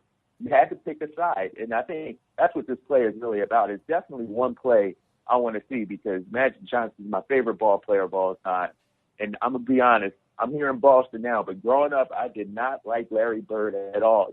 I hated him. As I got older, I appreciated his game, of course, but at the time, it was like the Hatfield and McCoy Either Larry Bird or Magic Johnson. You got to choose one. Absolutely. Hi, Kyle. You're on right now with Rafael. Again, I wanted to thank you for giving us some time to do this interview. Hope everything's doing okay in Boston. Yeah, thanks, Rafael, for having me on, man. It's just a busy time of year with the Bruins in the playoffs, hockey playoffs, Celtics playoffs coming up, and, of course, the Red Sox season underway. Right, so let's stick with the Boston Celtics. Ari Louis was talking to you about how they've been able to be so successful this year. I kind of want to go back, I believe, to February when there were all those rumors of Rondo being traded or not being traded, and since then Rondo's played pretty well. I just wanted to get your input on how do you think it affected Rondo? Do you think he was ever going to be traded? Was this a realistic thing, or was this something the media just talked about a lot? No, I think he was definitely out there being shopped to an extent. I mean, I think if the right deal would have come along, Danny Ainge would have pulled the trigger and made the trade. But here's the thing about Rondo. The right deal is not for a bunch of spare parts or a bunch of average players. You had to get a legitimate star back in return, whether it's Chris Paul, Darren Williams, or whoever. And so I never thought the Celtics were just going to send them just to be sending them, just to get rid of them. I mean, I thought Danny Ainge really, if he did trade him, wanted to get back a legitimate number one star, whether, like I said, a Chris Paul or something like that. And during the offseason, when those Chris Paul rumors came up about a couple of weeks before the regular season started, I think it did affect Rondo a little bit. Sure, he played halfway decent, but Rondo's a very emotional guy. He doesn't let too many people into his inner circle. And so if he feels slighted, like, hey, Danny, you don't believe in me, I'll show you. That's the kind of thing I think happened with him. And then he came out like a gangbuster and played, and has been playing some great basketball. His double-digit assist totals in, 22 straight games, I think it is right now. Mm-hmm. I mean, he's just playing at an MVP kind of level. And I think the trade rumors had a lot to do with that. He's proven to people, I'm definitely a top 5 point guard in this league. And he is, of course, number one in the NBA in assists. So right. It looks like it was a good move by the Celtics not to trade him, even if there was the right deal, because the Celtics get first place in their division. Yeah, exactly. And, it's amazing how this all works. Last year at the trade deadline, Celtics make a trade Kendrick Perkins away, a couple other pieces, and they pretty much go into a tailspin and never fully regain that swagger that they had last year. This year, they don't do any deals, and then the team takes off, So maybe Rondo feeling comfortable, hey, I know I'm going to be here for the future. Ray Allen, same thing. Paul Pierce, same thing. Guys realizing I'm not going to get traded, and now they're playing their best ball of the season. Right, right. So staying now with the Celtics, let's talk a little bit more about these guys who have kind of come out of nowhere. Avery Bradley from Texas. Texas has a lot of great young guys in the league right now. Tristan Thompson on the Cavs. They also have a great recruiting class coming in next year, and they also have Mike Kabongo, who's, I believe he decided not to declare, and he's coming back for his sophomore year. So Texas definitely has a lot of great young talent. But a guy I want to talk to you about, because I got to tell you, Kyle, I'm a Big Ten guy. I spent some years in Indiana, so I've been very familiar with the Big Ten. Okay. Greg? It's very hard for me to pronounce his last name, but I think it's Greg Stiesma. Stiesma. So, right. They call him the Steamboat, nicknamed the Steamboat, yeah. Right, and I love this guy. I love Bo Ryan is actually my favorite coach in the country, believe it or not, besides Tom Crean, because I am an Indiana fan. But I love what Bo Ryan does with these guys. He has a lot of them. John Lure, I believe, was drafted and is in the NBA as well this year. I forget what squad he's on. But Bo Ryan seems to get these guys from Minnesota, Wisconsin, even North Dakota area, bring them to Wisconsin, give them the exposure of playing in the Kohl Center, in the Big Ten, where I think Wisconsin's had the best record at home in the Big Ten the last 10 years. I just want to get your opinion on why you think he's had, I wouldn't say a breakout year, but he's definitely playing pretty well for making only, I believe, $700,000 on the team. Yeah, and to me, that's been the biggest surprise of the season. Avery Bradley was a first-round draft pick. Right. He's supposed to be playing well, But Greg Stiesma, this guy averaged 3 points and 3 rebounds as a senior at Wisconsin. And now he's playing a key role on the Boston Celtics, the team that's won 17 NBA titles. And so, to me, you could just see with each game his confidence growing. One, you got to give credit to Bo Ryan. But I don't think Bo used him a whole lot. He only played him 11, 12 minutes a game in senior season. So It's not like Greg Steensman was, an all-world Big Ten performer. You got to give Doc Rivers some credit for sticking with him. Danny Ainge also for recognizing the talent. He's turned into more than a shot blocker, which has surprised me. We know he's big. We know he can defend block shots. But he's hitting that 15-footer, guys, that jump shot now. He's been surprised. And so I think a lot of that not only has to do with Doc Rivers, but going against Kevin Garnett every day in practice. Kevin Garnett instills in him the confidence to shoot. Quick story, Doc Rivers told this story earlier this season, maybe first, second week of the season. They were practicing, and Greg Steensman would not shoot the ball. He just went and put it up. And so Doc stopped practice, had the players line up on the baseline, everyone except Steensman, had Steensman out on the floor, and every time he told Steensman, just shoot the ball, basically work on your shooting. And every time he shot the ball, he told Greg, yell out, I am a shooter, I am a shooter, I am a shooter. And so the whole team is watching Greg put up 15-foot jump shots to try and build his confidence up, and now it's paying off, guys. I mean, he doesn't hesitate at all taking that 15 to 16-foot jump shot, and it's paid huge dividends for the Celtics so far. Right, and he kind of reminds me of Matt Bonner, who plays for the Spurs and was on the Raptors. That's how I know him. I also have a lot of family in Canada, so I'm a big Raptors fan, it's not a good time to be a Raptors fan. But I'm still loyal. We're hearing some good things out of Toronto that next year I think they have a first-round pick, and well, obviously they have a first-round pick, but they're going to probably have a top-5 pick, and they have 2 picks in the second round.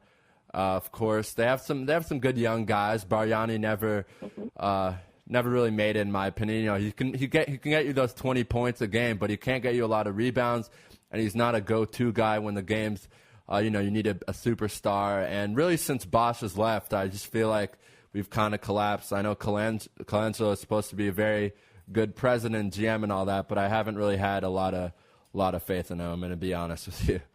And it's surprising, too, because I've never been to Toronto, but everybody raves about how great of a city it is. Oh, yeah. NBA players say it's a great city to play, a great city to visit. Right. And so I don't understand how come they can't keep, top-notch talent, whether it's, Tracy McGrady or Vince Carter or, Chris Bosh. Chauncey Billups. Billups. Seem to be fleeing from there. Right. Yeah, exactly. Yeah.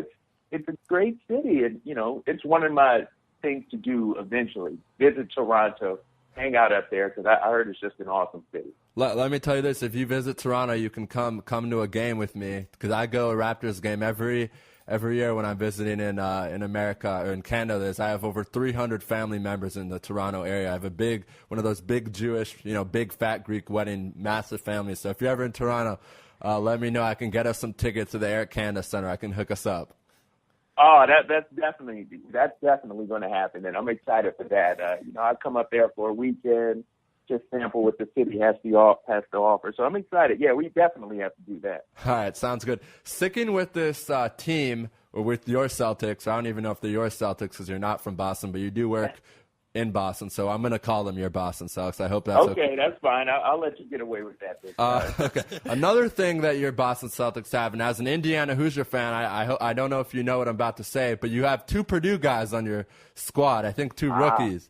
Exactly. Antoine Moore and Juwan Johnson.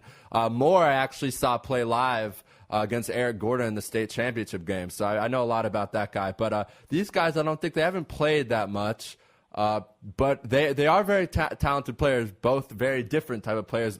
Moore is more of a guard. He's 6'4", and Johnson's a big guy who really dominated the Big Ten his last year, and I think that helped him get drafted. I just wanted to get your input on these 2 young guys. They're both 22, 23. Do you think that they'll crack the rotation and start playing a lot more in the coming years, or do you think they're just going to be those bench guys for their NBA career? No, I think so. I think they'll play. I mean, we saw earlier in the season, Doc Rivers played those guys a few games, especially Antoine Moore. He had a big game in Orlando. This was back in January, I do believe. Had several threes to the big 3 down in the stretch. And there's no doubt these guys have talent.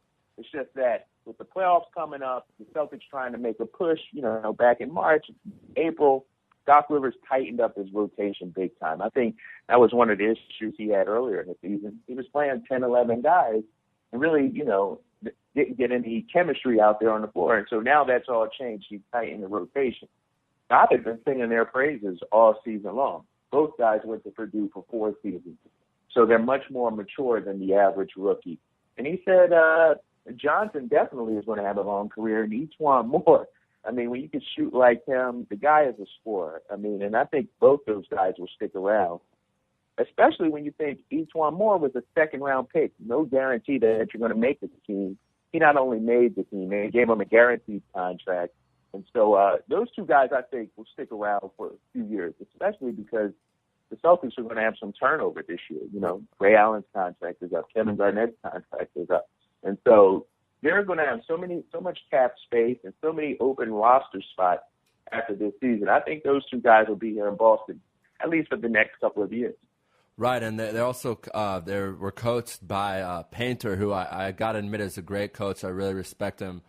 So hopefully we'll see them more crack the lineup. Maybe they'll be on a different team. We'll see what happens there.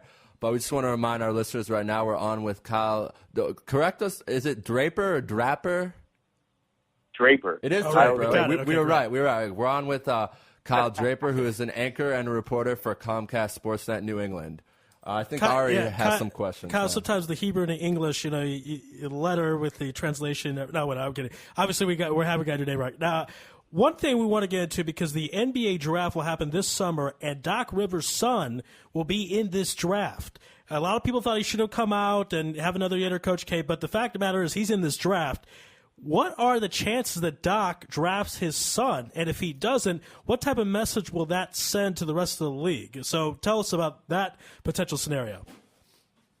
Well, I think, honestly, the chances are slim, not only because he's Doc Rivers' son, but the Celtics have 2 first-round picks, theirs and the Clippers, I think it is.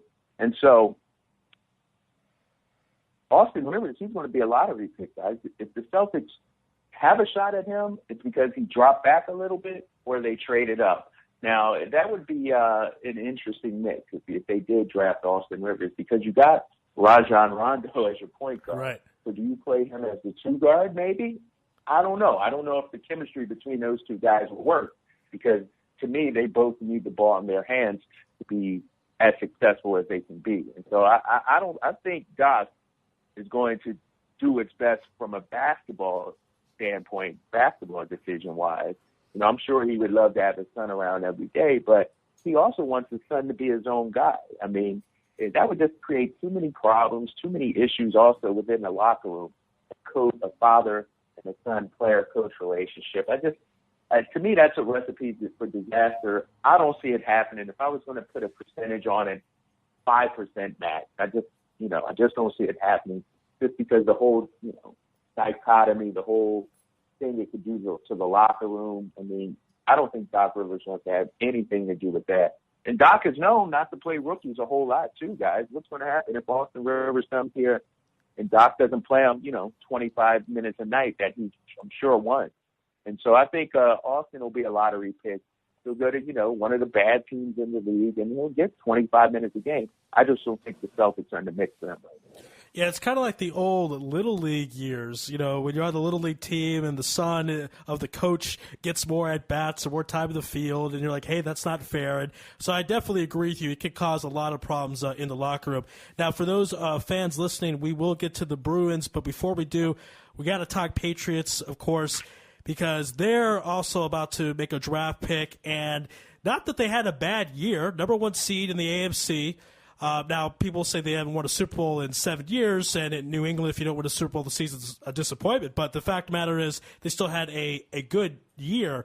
But who do the Patriots look to get in the draft to try to fix the fourth quarter issues in Super Bowl of the last Super Bowl? Well, I still think they're going to go the defensive side of the ball. A lot of people talk, you need another receiver to play along Wes Welker, Chad Ochocinco. I don't think Bill Belichick would invest a first-round pick in a skill position. He really hasn't done it. I expect him to go defensive back, because that secondary was suspect last season. I mean, you saw the play that Mario Manning had. That to me, great throw, great catch, but a slight defensive breakdown there. So they need some help in the secondary. I also think they need some defensive line help as well. Andre Carter was great last season, but he's coming off an injury. They lost a couple of guys. They lost a linebacker as well. And so I think with that first-round pick, 2 first-round picks, if I'm correct, they're going to go defensive side of the ball. And Bill Belichick also, guys, has been known to trade back in the draft. And so while they have, 2 first-rounders, 2 second-rounders, and all these picks, look for them to be very active trading some of those picks, not only for later in the draft, but also for future drafts as well. And so I think defensive side of the ball is their biggest priority right now because you still got Tom Brady, Wes Welker, you got the young running back Shane Vereen and Stephen Ripley. So I think they're set on that. They made some signings in the offseason at wide receiver. I don't think they'll make a big splash when it comes to skill positions in the first round, but look for them to go defensive side of the ball in the first round. Yeah, Bill Belichick certainly likes to stockpile his picks. And, hey, got Tom Brady at 199, so he certainly knows how to draft later on in the draft. Okay, let's go to the Bruins, the defending Stanley Cup champions. Series tied 1-1 against the Rock the Red Capitals. They win Game 3. What do you see so far in this series? I mean, this is kind of a Bruise, very much a manly series, a lot of physical action, great close games. What do you see going on in the rest of the series between the Bruins and the Capitals? Well, I still think the Bruins are going to win the series. I had them winning in 6 games. I still think that's going to happen. But the issue for the Bruins is they're not getting anything from their first-line guys, first or second-line guys, whether it's Krejci or Tyler Seguin, Milan Lucic, Patrice Bergeron. Those guys have been non-existent so far this playoff series. Good thing the third and fourth guys have been playing well, Rolston and Gannon and guys like that, because without them, the Bruins might find themselves down 0-3 or down 2-1 instead of being up 2-1. You got to give the Capitals a lot of credit. To me, they're not playing great. Last night in Game 3, they didn't play great, but they did play well enough to win that game. A couple of, missed shots there, a couple of defensive breakdowns there, and this could be a totally different series. But the one thing the Bruins have going for them right now is that Braden Holtby, the Capitals guy in between the pipes, he looked kind of human last night. He let a couple of soft goals come in, and against the Bruins, if you do that, they smell blood. They're going to tack up 3, 4, 5 goals in a hurry against you. It'll be interesting to see how Braden Holtby responds on Thursday. He's only a rookie, only making his 4th playoff start, coming up on Thursday. See how he responds, giving up 4 goals last night.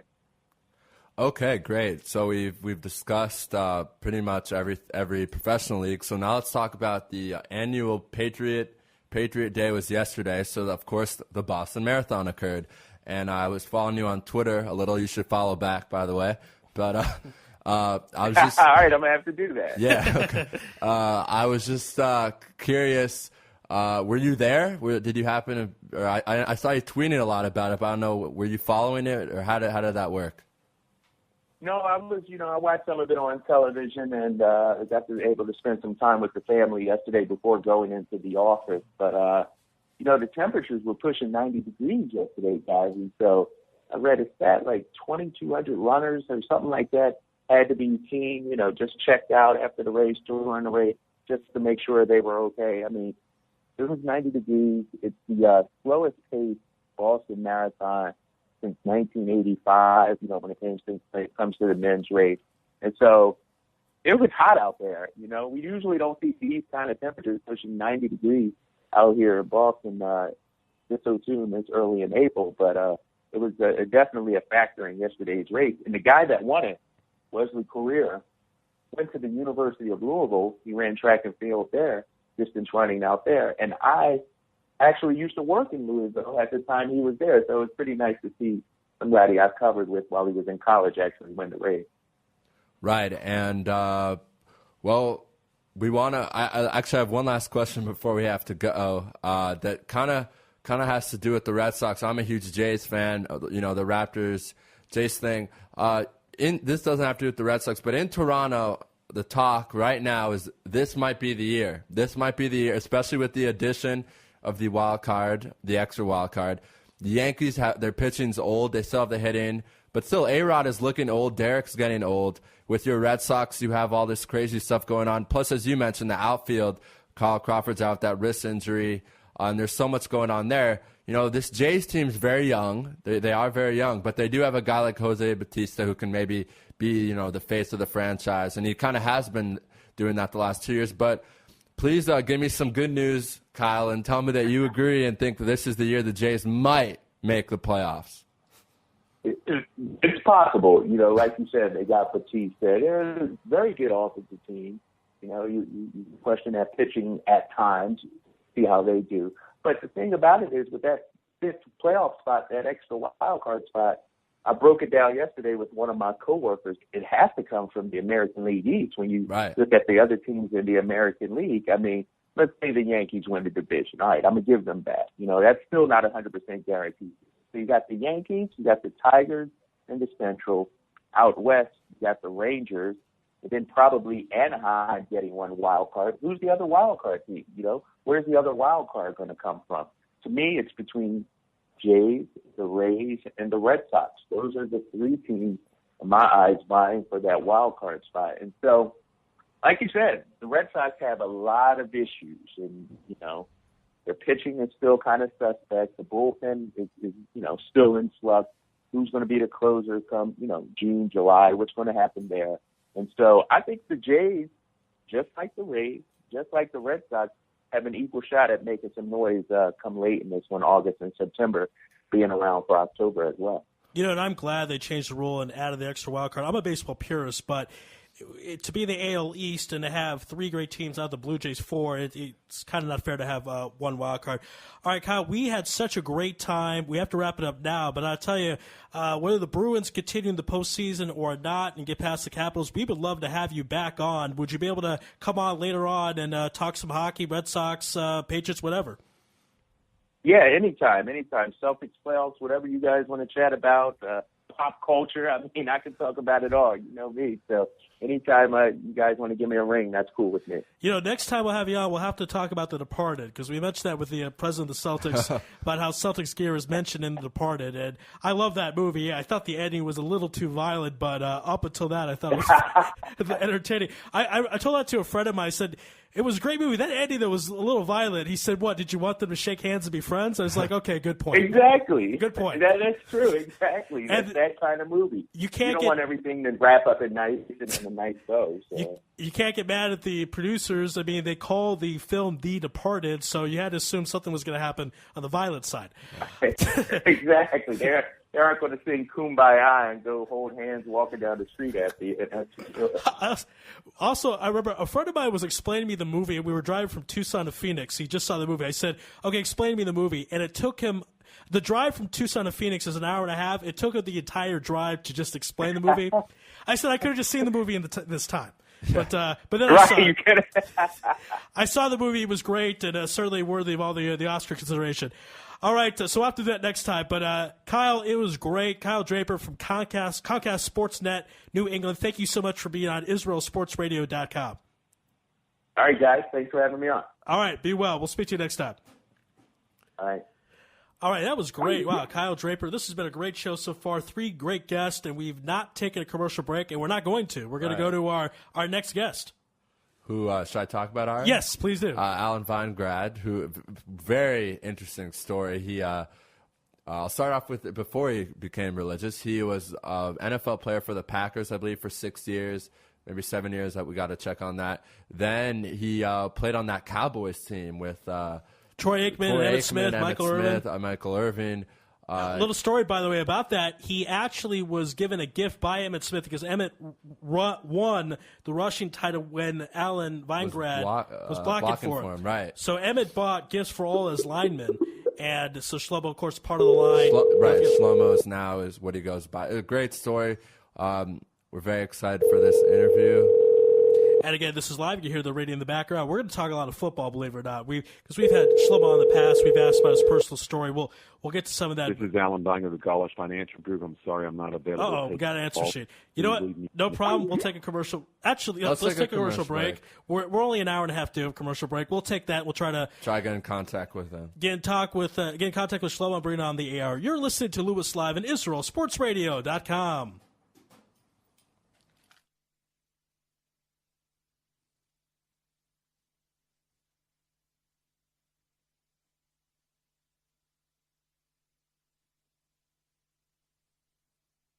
You're tuned in to the only all-sports talk network in the Middle East, IsraelSportsRadio.com. Body and Soul Gym in the heart of Talpiot. Great machines, excellent staff, and wonderful classes such as Pilates, yoga, and kickboxing. Give them a call at 02-678-8861. Once again, that's 02-678-8861. www.body-soul.co.il. Once again, that's www.body-soul.co.il. That's Body and Soul in the heart of Talpiot, which is great for your body and your soul. You're already using a credit card every day. Why not feel good every time you make a purchase? When using the HAS Advantage Support Israel Visa card, a percentage of each purchase you make will be donated to your choice of 24 Israeli-based charities, while still earning a reward point for every dollar spent. But wait, these rewards are even better than the standard rewards you get, especially when using them towards Israel travel, with the best conversion rate on El Al's Matmeed Frequent Flyer program. Earn double points at some of your favorite supermarkets and restaurants in the U.S., as well as discounts all over Israel. If you love traveling and supporting Israel, HAS Advantage is the card for you.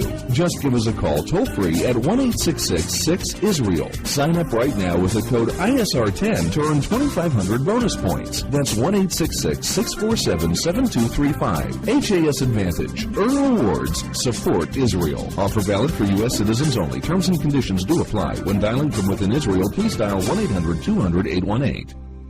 Israel Sports Dynamics specializes in football consulting, equipment, uniforms, and more. Great brands such as Nike, Russell Athletics, Shutt Sports Products, and many more. Just one call away. With over 30 years coaching experience with university and professional athletes, Terry Hill, owner of ISD, can advise you for all your sports needs. Call 054-581-3248. That's 054-581-3248, or visit our website at www.isdisrael.com. If that's not easy enough, click on the ISD banner on the Israel Sports Radio website and be part of the game. Are you tired of paying for expensive gym memberships that you don't use? Are you frustrated by not seeing results? It's time for the X1. Israel Gym Systems is proud to launch the X1 suspension and bodyweight training system. Lose weight, build muscle, improve balance, coordination, and flexibility. With your purchase of the X1, you'll receive a free membership to IsraelGym.com and access to our archives of videos and exercise plans. Sign up today at www.IsraelGym.com and get ready for the new you. Israel Gym X1. Higia Hazman. DJ Venom, DJ Venom, DJ Venom, DJing parties throughout Israel, birthday parties, weddings, club events, bar mitzvahs, bat mitzvahs, and much more. You pick the type of music and DJ Venom will turn your event into the party of the year. Available Sunday through Thursday. Call 052-952-6506 or email djvenom1984@yahoo.com. That's 052-952-6506 or email djvenom1984@yahoo.com. Book your party today. That's DJ Venom. Broadcasting live from Israel. IsraelSportsRadio.com. Back here on Louis Live, we're going to try to get Shlomo Vigret on a few more times. If not, we're actually going to play an interview that we recorded but have not played yet on the air. Very, very funny with Marco Killingsworth. On Ashkelon. He's yes. one of the star players. He went to Indiana University. If this number doesn't work, we have one more number for Shlomo Vigret. Yeah, so here, dial in the background. And Vigret. Hi, Shlomo Vigret. This is Ari Louis with Israel Sports Radio. You're live on the air. How you doing out there? I'm doing great, thank God. How are you? Hey, Brooke Shem, it's great to have you on. It's been a few months since we had you on recently, so it's great to have you back on. And kind of want to get right into it. Of course, you're a former Packer and a former Cowboy, and the Packers were the number one seed in the NFC. A lot of people like them to go to the Super Bowl, and then they lose to the Giants. What do you think happened there? All of a sudden, the Giants, kind of in blowout fashion, took care of the Packers. So what do you think happened in the NFC playoffs? You know, I wish I knew the answer to that question. I was so disappointed. I was, as everybody was, we were like shocked that happened. However, what I will say is, I believe that Eli Manning has a serious connection with the Almighty. If you recall, the first Super Bowl when he won, after the game, he was interviewed, and they asked him how was he able to beat the Patriots, an undefeated team. He was under such a severe rush for the complete game, and late in the fourth quarter, he completed an amazing pass to David Tyree to win the football game. So after the game, he says that he made himself small, which is a tremendous Torah concept, and certainly we understood that during Passover recently with not eating bread. So I make a joke of it, but I don't know. I think he had a real focus to get his team to the Super Bowl 2 times. Great point. I like that a lot. There is something there. Actually, it's interesting on the other side with Mr. Kraft. He's credited donating money to Israel for his success because before he started to do that, the Patriots didn't win Super Bowls. So you kind of had both angles there back at Super Bowl 42. Then the rematch, Super Bowl 46, the Giants against the Patriots. Great game. Giants able to pull it out 21-17. What was your analysis of Super Bowl 46? I think Eli Manning made the throw and Brady didn't make the throw. I think it came down to really, just a couple of throws. It was an entertaining game for sure. I enjoyed that aspect of it. However, it really came down to one quarterback making the throw, one not making the throw. One thing I was disappointed in is I couldn't believe that the Patriots, and I don't remember the name of their tight end that had a bad ankle. But he had no business. Yeah, exactly. He had just no business being on the field. I just could not imagine why they dressed him out, and he couldn't even run.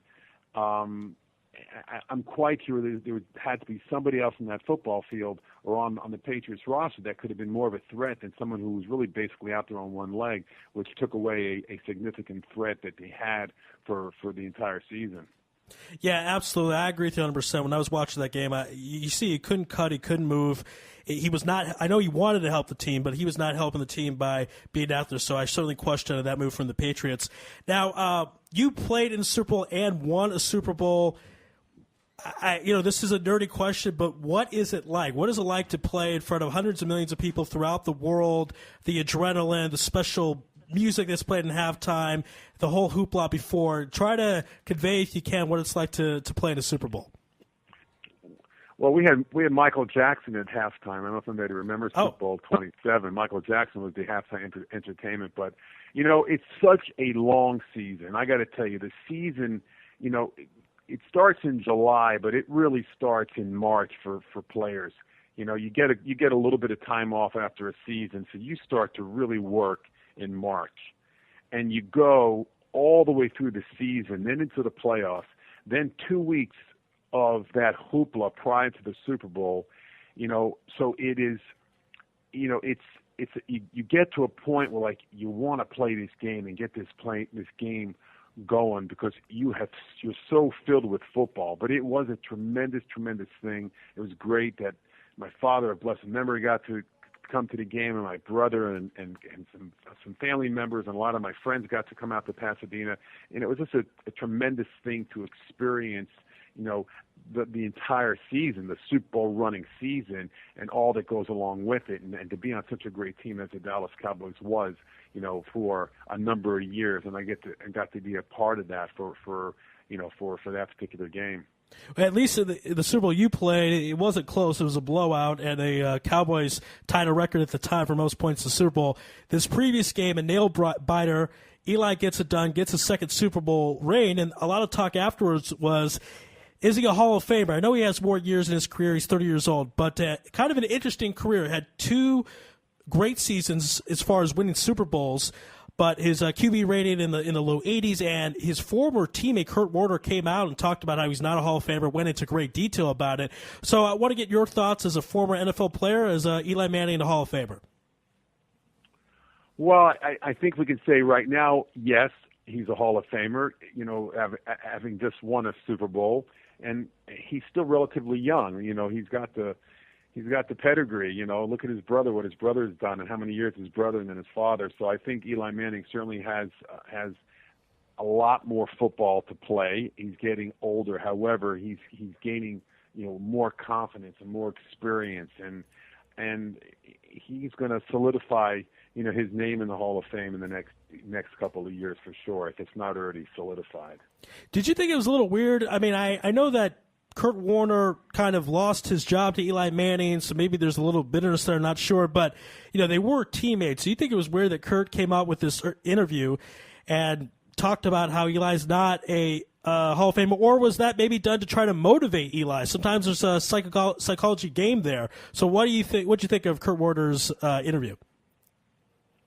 You know, I got to tell you, I'm not familiar with the interview that he had. I don't know why would there be any psychology there. Why would Kurt Warner offer up some psychology to that? I'm not that familiar with the interview, as I said, or the reason why he would do that. All right, now I want to ask you a question. We see this via Twitter. This is an interesting question, so I'll ask her right now. Would you play in the NFL knowing what you know now, that your body will be trashed, and later in life you suffer the consequences of all the physical pounding you take in the NFL? So that's a question we found out of Twitter. So what is that's what you said on Twitter. It's a great question you posed. So why did you pose it? You just wanted people to think about all the pain that is suffered in the NFL? Well, yeah. Well, the reason why I posted it yesterday was because a week ago Tuesday, I was playing basketball with my son, and I tweaked my back, and then on Wednesday during Colomode, we had some time together, so we went to the beach and we were wrestling at the beach. My son's 13, you know, he's a big kid, but certainly not my size, and my back has been hurting me, you know, for the last week. And I'm feeling the significant effects from playing in the NFL. As my shoulder hurts, my feet hurt. There's a lot of injuries associated with it, and many times I don't think people realize. And I travel and speak often, and I do connect with a lot of people, and they think just because somebody may have size that they could play in the National Football League, or if somebody demonstrated some type of athletic ability in high school, that they could have played in the NFL.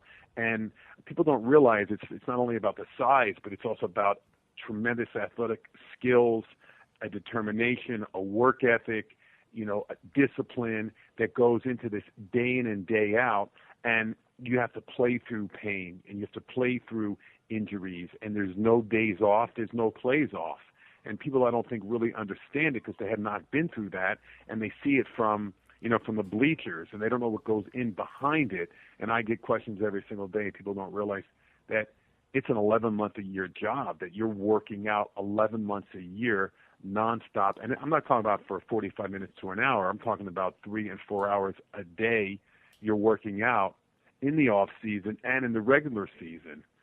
And that's some significant focus and drive to do that. And my body's starting to hurt a little bit. And there's so much talk right now about players and dementia and Alzheimer's and all the things that go into playing the game and what happens to you years after you retire. Yeah, it's an excellent question posed, and I hope more people continue to think about it. Hi, Shlomo. You're on right now with Raphael. Again, I want to thank you for taking time out and joining us for the interview today. My pleasure. I kind of wanted to talk more about how you became involved with Chabad, how that happened. Of course, we've had you on the show a couple of times, but let's say this is the first time someone's tuning in just so they can get more of an idea. But before we go on to that, I just want to remind our listeners that we are speaking right now with Shlomo Weingrad, who's a former NFL offensive lineman who played for the Packers and was a Super Bowl champion with the Dallas Cowboys. So getting back to what I was asking, from what I did some research, And the first time I think we started getting involved was when you were in Green Bay. A local shoe store owner asked you to just join him for high holiday services at the local synagogue there, and you said, why not? And can you just tell us what happened from there? Well, yeah, you have a good memory. It's a local shoe store owner who actually called me at the Packers facility and invited me out for lunch when I was a rookie with the Green Bay Packers. And during that lunch, he asked me if I knew anything about money and if I wanted to learn about investing money and budgeting. And he would introduce me to his financial planner. And he asked me if I had a place to stay and where I was staying in town, if I needed some help getting settled in. And then he asked me if I would like to join him and his family for Rosh Hashanah services in a few weeks. Now, I didn't do a lot with Judaism during my 7 years in the NFL. Certainly, I was working 7 days a week for those teams I was playing on. And candidly, I didn't really know many times if there was a holiday and what holiday it was. And I didn't know that much about the Jewish holidays to be candid, other than Rosh Hashanah and Yom Kippur. However, I played and practiced throughout the entire football season. But it was years after I retired from the game that I was invited to somebody's house, my cousin's house, for a Shabbos meal. And I was newly married and a new father of my first of 3 kids. And I went to a traditional Shabbos meal at my cousin's house, who was a Torah-observant Jew. And after the meal, he said, "Would you like to go to a Torah class?" And again, I didn't really want to go, but out of my relationship with my cousin, I said, "I'll go to one class." And I went to one class, and I found out that the Torah is not only providing what happened to the Jewish people back thousands of years ago, but it's a very relevant thing for everybody, and it's inspiring, and it can change your life in a very meaningful and purposeful way. And I didn't know that until I went to a Torah class, 3 years after retiring from the Dallas Cowboys. And then I went on a 10-year journey, and then my family and I made the decision to become Torah observant. Right, and you also, if I'm correct, you affiliate yourself with the Chabad Lubavitch movement, which is so great. I love Chabad and everything they stand for. But just for our listeners, why did you decide to be affiliated with Chabad and not someone else, or maybe not affiliated with anybody? Why were you so interested in being affiliated with the Chabad movement?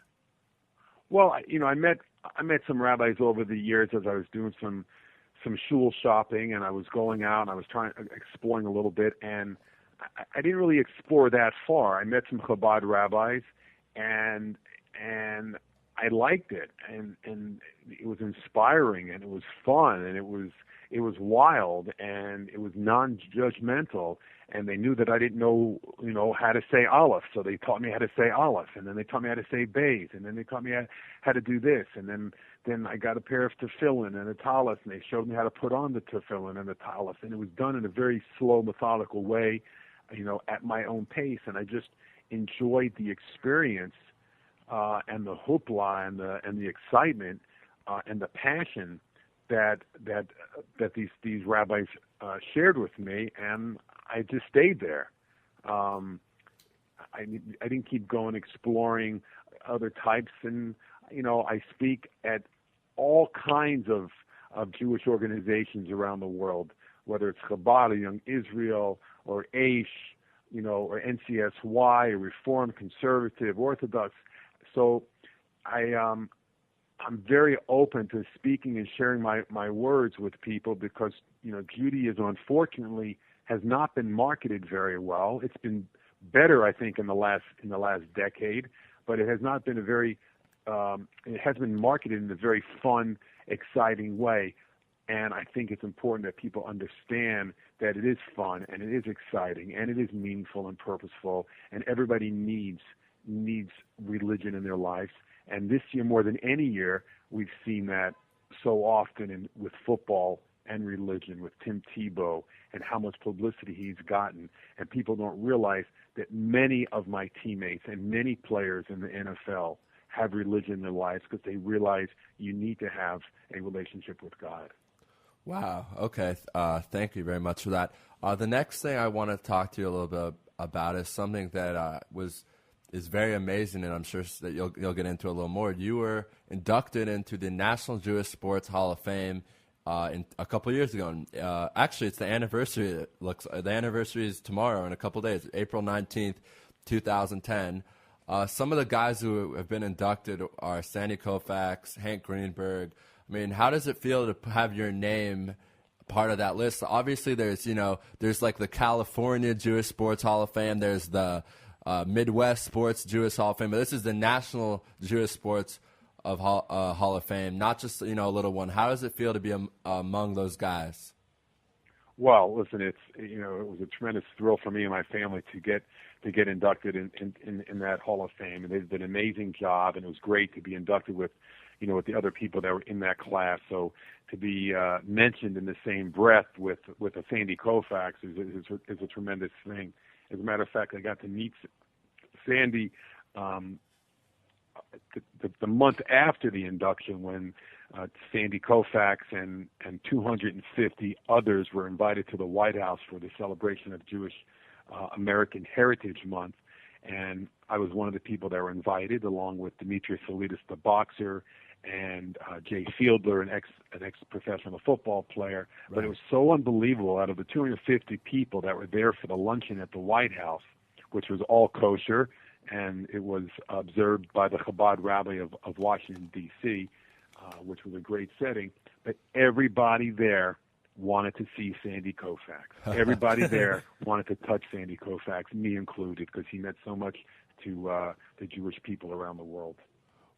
Right, and he especially growing up in Brooklyn. We definitely Sandy, of course, played the Brooklyn Dodgers before the L.A. Dodgers, but. Well, just amazing. We had Pete Rose on a few months ago. We asked about Sandy Koufax. We said, what was it like to pitch against face him? And he said, not fun. And that's from the all-time hit leader, Pete Rose. I think Pete said actually that he greatest pitcher ever faced. The greatest pitcher ever faced at his prime. Of course, he had his first 5 years in the majors. He was only a 500 pitcher. Pete, the greatest probably hitter of all time, said that. The next thing I wanted to ask you, which I've kind of always wanted to ask. We've asked this to other guys, but now we have a former NFL player on. What was it like in that year, in 1992, that when you're out of the NFL, you went to college for football, you then spend, 8 years, 6 years, 7 years as a professional football player, and now suddenly there's no organized practices, there's no team meetings, there's no this, there's no that. How do you adapt to being, I guess you could say, a normal person? It was very challenging.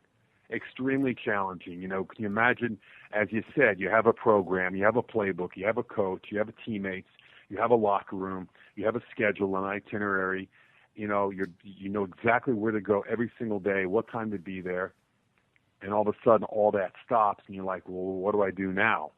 And you have all this energy, and where do you funnel all that energy? So I went through 4 years of uncertainty, and fortunately I got involved with a great company, and I got involved with a business, and it gave me focus. It gave me all the things that I was missing for those 4 years. But the other thing was, about the same time, I started to do some soul searching. I started to read about Judaism. I started to go into some Torah classes, and many times I've been interviewed.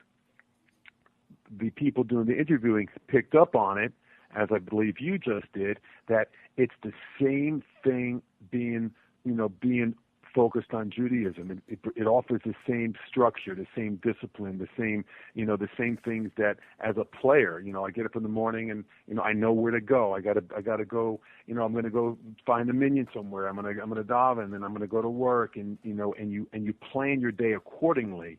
As an athlete, I always was concerned about food. I was always thinking about my next meal and where am I going to get it from. And, if I'm traveling, I got to bring food. That you're thinking about food all the time to ensure that, you're preparing yourself for that next trip that you're going on. So there's a lot of similarities through, for me, the life as a professional athlete and my life today as an observant Jew. All right, and last question before we let you go. We know you do a lot of public speaking, motivational speaking, so if people are interested in having you come down and speak to them. Where can they contact you and find out more about your work? Well, good. Thank you very much. Yes, I love speaking. I travel about 45 times a year, all over the world, mostly here in North America. My website's alanveingrad.com, and I can be contacted through my website, and you can send me an email, and I respond to all my emails, and I'll respond to any questions that somebody may have, and certainly I would love to come speak to any type of Jewish organization. Okay, sounds great. We certainly appreciate the time today. It was really fun talking some football in your career. So great. Enjoy. I guess you don't say enjoy the Ober necessarily, but I guess I forgot to count. Today's the 11th day. Today's the 11th. Yesterday was the 10th. I missed very early counting with the bracha, so I have to count without one to go to shul and hear it that way. So I hope you're not in that situation. And enjoy all the way up to Shavuot, receiving the Torah. And we'll have you on again very soon. We certainly appreciate the time today. Alan Shlomo Weingrad, former Super Bowl champion with the Dallas Cowboys and former Green Bay Packer. Thanks, guys. Always a pleasure. All the best. Okay. Thank you very much. All right, be well. All right, so here's what we're going to do. Should we take a break and then bring Doobie? 2-minute break, maybe? Okay, let's take a 2-minute break. And on the other side from Eurobasket, we're going to bring on David Doobie Pickles to talk about the NBA and Israeli basketball. You're listening to Louis Live in Israel Sports Radio. Broadcasting live from Israel. IsraelSportsRadio.com. When the bases are loaded, smart investors don't step back. Find out what they're doing from international money expert Doug Goldstein on the Goldstein on Gelt Show, Mondays at 7 p.m.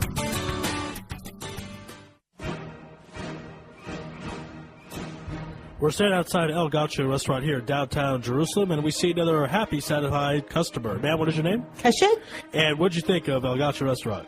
Oh, incredible. I'm not much of a meat eater, but when I do eat meat, I go out to El Gaucho. My husband brought me here for an anniversary dinner, and I wasn't crazy about going to a meat place for an anniversary dinner, but the meat was so tender that I had to come back a second time, so here I am for the second time. Well, you heard it right from the cow's mouth. El Gaucho in downtown Jerusalem.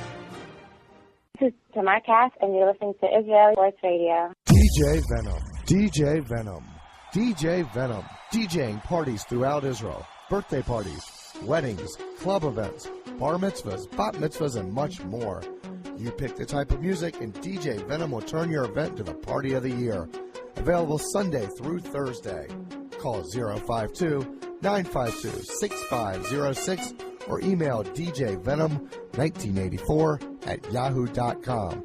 That's 052-952-6506 or email djvenom1984@yahoo.com.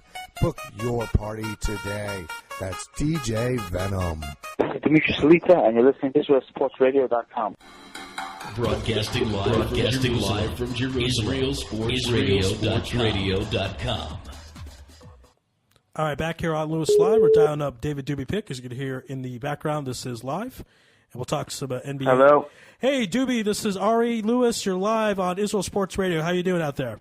I'm all right, Harry. How you doing? Hey, doing great.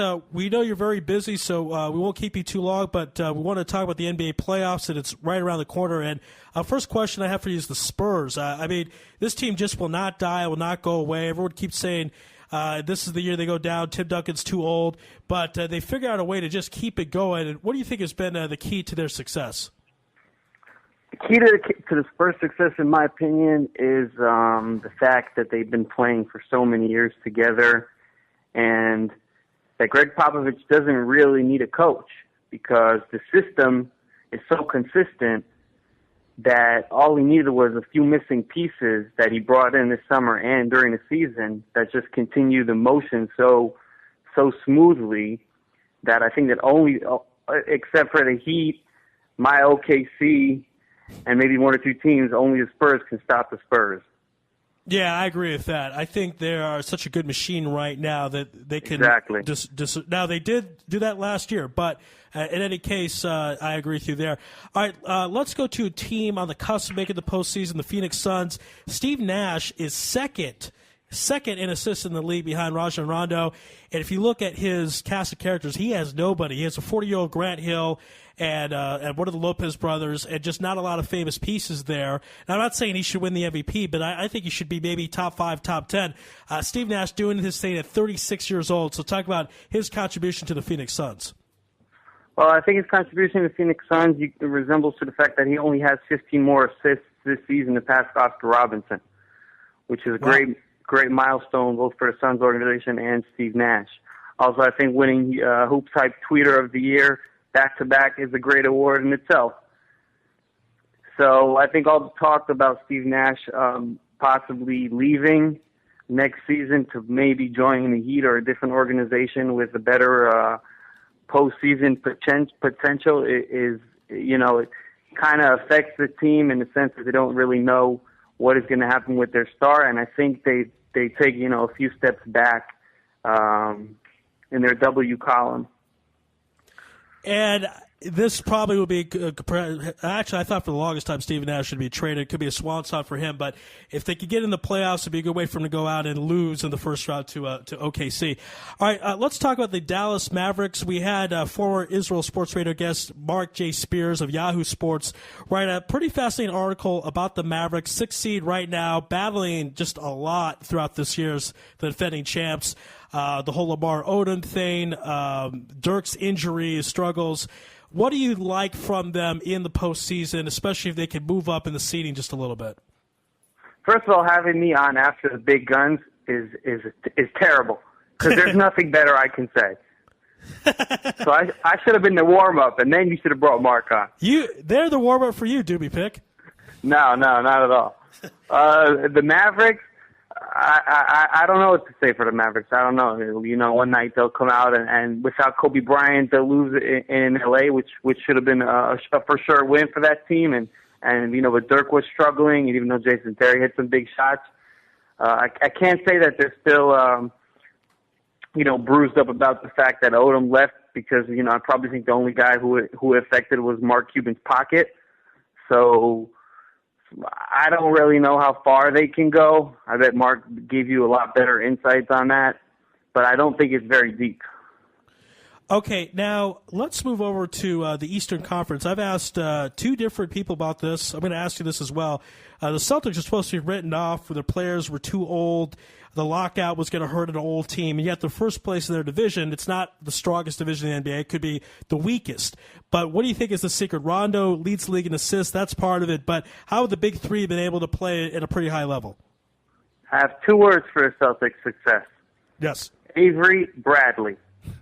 That's what we heard also. Okay. So that is their secret. That's my man. So that is how the Celtics are doing and doing so well. Now, they're right now a 4 seed, so they play the Bulls.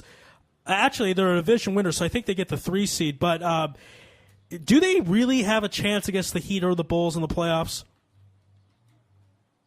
Badly, nah. Just because Avery's such a great defender, and when they came in the other week, beat Miami on the road.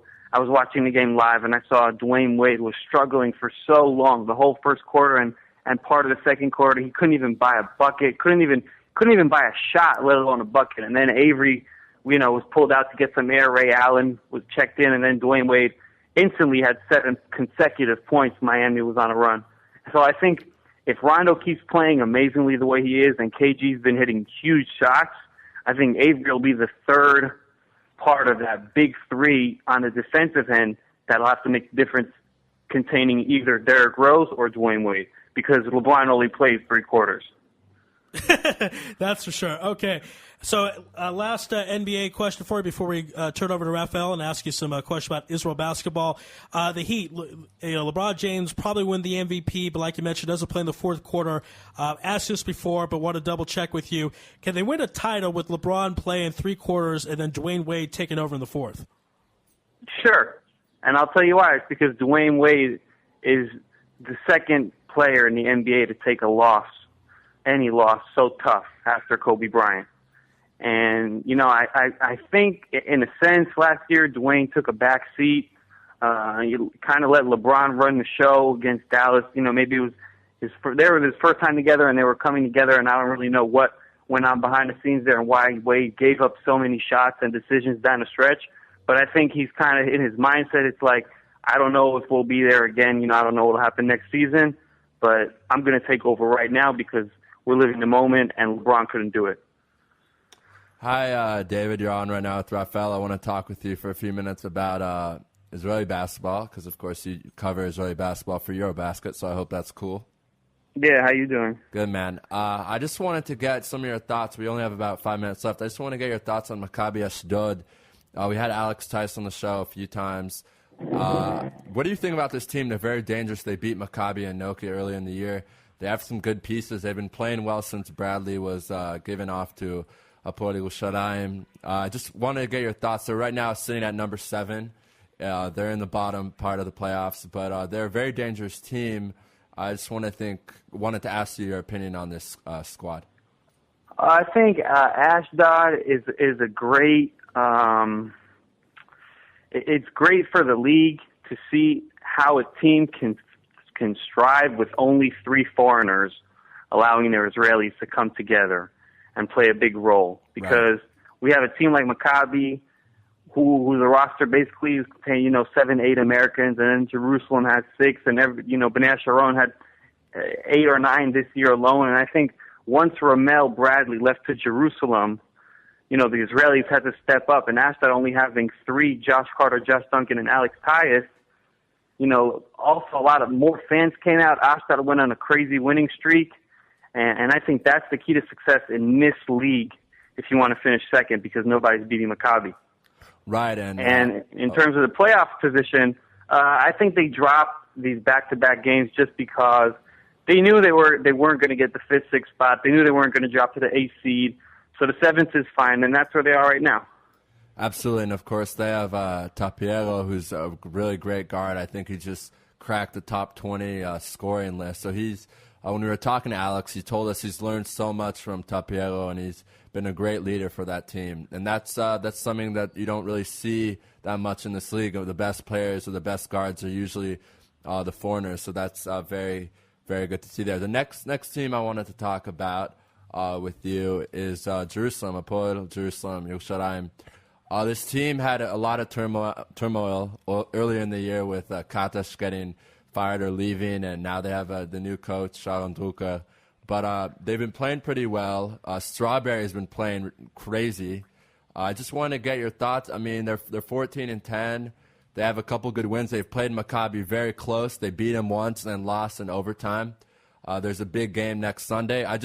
What are you expecting from this team in the playoffs? And what are you expecting to see from them? I expect to see Jerusalem go far in the playoffs just because they came together so late, as opposed to having a good early run and then losing it somewhere down the stretch. But they were, B- the whole season, and now they're coming together, and I think now is the best of times. The odds are though against them because in the past 5 years, Jerusalem probably finished 4th seed, played series against Hulon, the 5th seed, and in the past 5 years, the 5th seed has always beat the 4th seed in that playoff series. So in my opinion, I think they'll go deep, but statistics-wise, they won't pass this first round. Wow, okay. Speaking of Hulon, I want to get your opinion on that little thing that happened with Yuval from Hapoel Jerusalem and the coach Dan Shamir from Hapoel Hulon. What do you think exactly happened there with that whole skirmish and him getting in his face? I know you might have some inside information, so it'd be nice to hear it. Yeah. Well, Yuval's a good friend of mine, and I spoke to him about it. Also, I saw the incident live on television. It's hard to say that what Yuval did, what he mumbled, wasn't directly towards coach, because Dan Shamir, he lost his cool, something that he rarely does. Him, running past half court and pointing the finger at Yuval and then going on national television and, stuttering the words that he said Yuval did. You can't come across not thinking Yuval said what Coach Shamir said and the way he cursed him out. But, these two, Shamir was coaching Yuval from a very young age, and I'm sure that that they patch things up quickly. But it doesn't surprise me because Yuval, that's his personality. He's a killer on the court. He's a killer off the court as well. He plays with a lot of emotions. I'll tell you a little insight just because you wanted to hear it. A few years ago for the national team, the senior national team, they played a game, and Israel was down by double digits, and then the coach called Yuval. He didn't play the whole game, and then eventually the coach called him a sub. So Yuval slowly walked past coach with a towel, and when he checked in, he threw the towel over his shoulder as a mistake, but directly into the coach's face. Wow. So no one except Yuval knew he did it intentionally, but, that's just, if you get under Yuval's skin, then he'll get you, and that's what he does. He's a killer. Right, and he's really, him and Achayon right now, Yogev that is, are really instrumental in being kind of the future point guards of Israeli basketball. The last thing I wanted to ask you before we have to go is this thing just came out. I was reading about it last night or a couple days ago. Guy Panini made some pretty interesting, I don't know if you want to call him controversial. It's kind of obvious, but it's just interesting to hear him say. He was talking about how the foreigners were playing a lot of minutes and the Israelis were disappearing. I just want to get your input on that and tell us maybe what you think about that. Well, that's strange as what I said about Ashdod. That once the Americans, the number decreased, the Israelis played more. Right. I think for Maccabi, Tel Aviv, that's the way to go about because their competition is not the Israeli league. And if you want to reach the playoffs in the Euro League, the Elite Eight, the Final Four, the championship game, you won't do that with Israelis because, and when crunch time comes, last year the Israelis were the one who basically didn't show up. So I'm not going to say it happened this time because Ochayon stepped up big. Panini stepped up for about 20 seconds out of 5 games when it counted the most. But I don't think for Maccabi Tel Aviv, Israelis in the EuroLeague play is what's going to win the game. But I do think if the league changes the rules back to the Russian rule, having 2 Israelis on court all times, I think that can, give a nice boost to the league over here. All right, Doobie, we got to wrap things up, but we certainly appreciate the time here on Louis Live and IsraelSportsRadio.com. David Dewey Pick from Eurobasket, thank you so much. All right, thanks, guys. All right. That was David Dewey Pick. Here's what we're going to do because we're a little behind with our commercials, and we certainly appreciate our sponsors. We'll take a break, and on the other side, we'll talk about a very funny story between 2 broadcasters. You're listening to Louis Live on IsraelSportsRadio.com. You're tuned in to the only all-sports talk network in the Middle East, IsraelSportsRadio.com. Body and Soul Gym in the heart of Talpiot. Great machines, excellent staff, and wonderful classes such as Pilates, yoga, and kickboxing. Give them a call at 02-678-8861. Once again, that's 02-678-8861. www.body-soul.co.il. Once again, that's www.body-soul.co.il. That's Body and Soul in the heart of Talpiot, which is great for your body and your soul.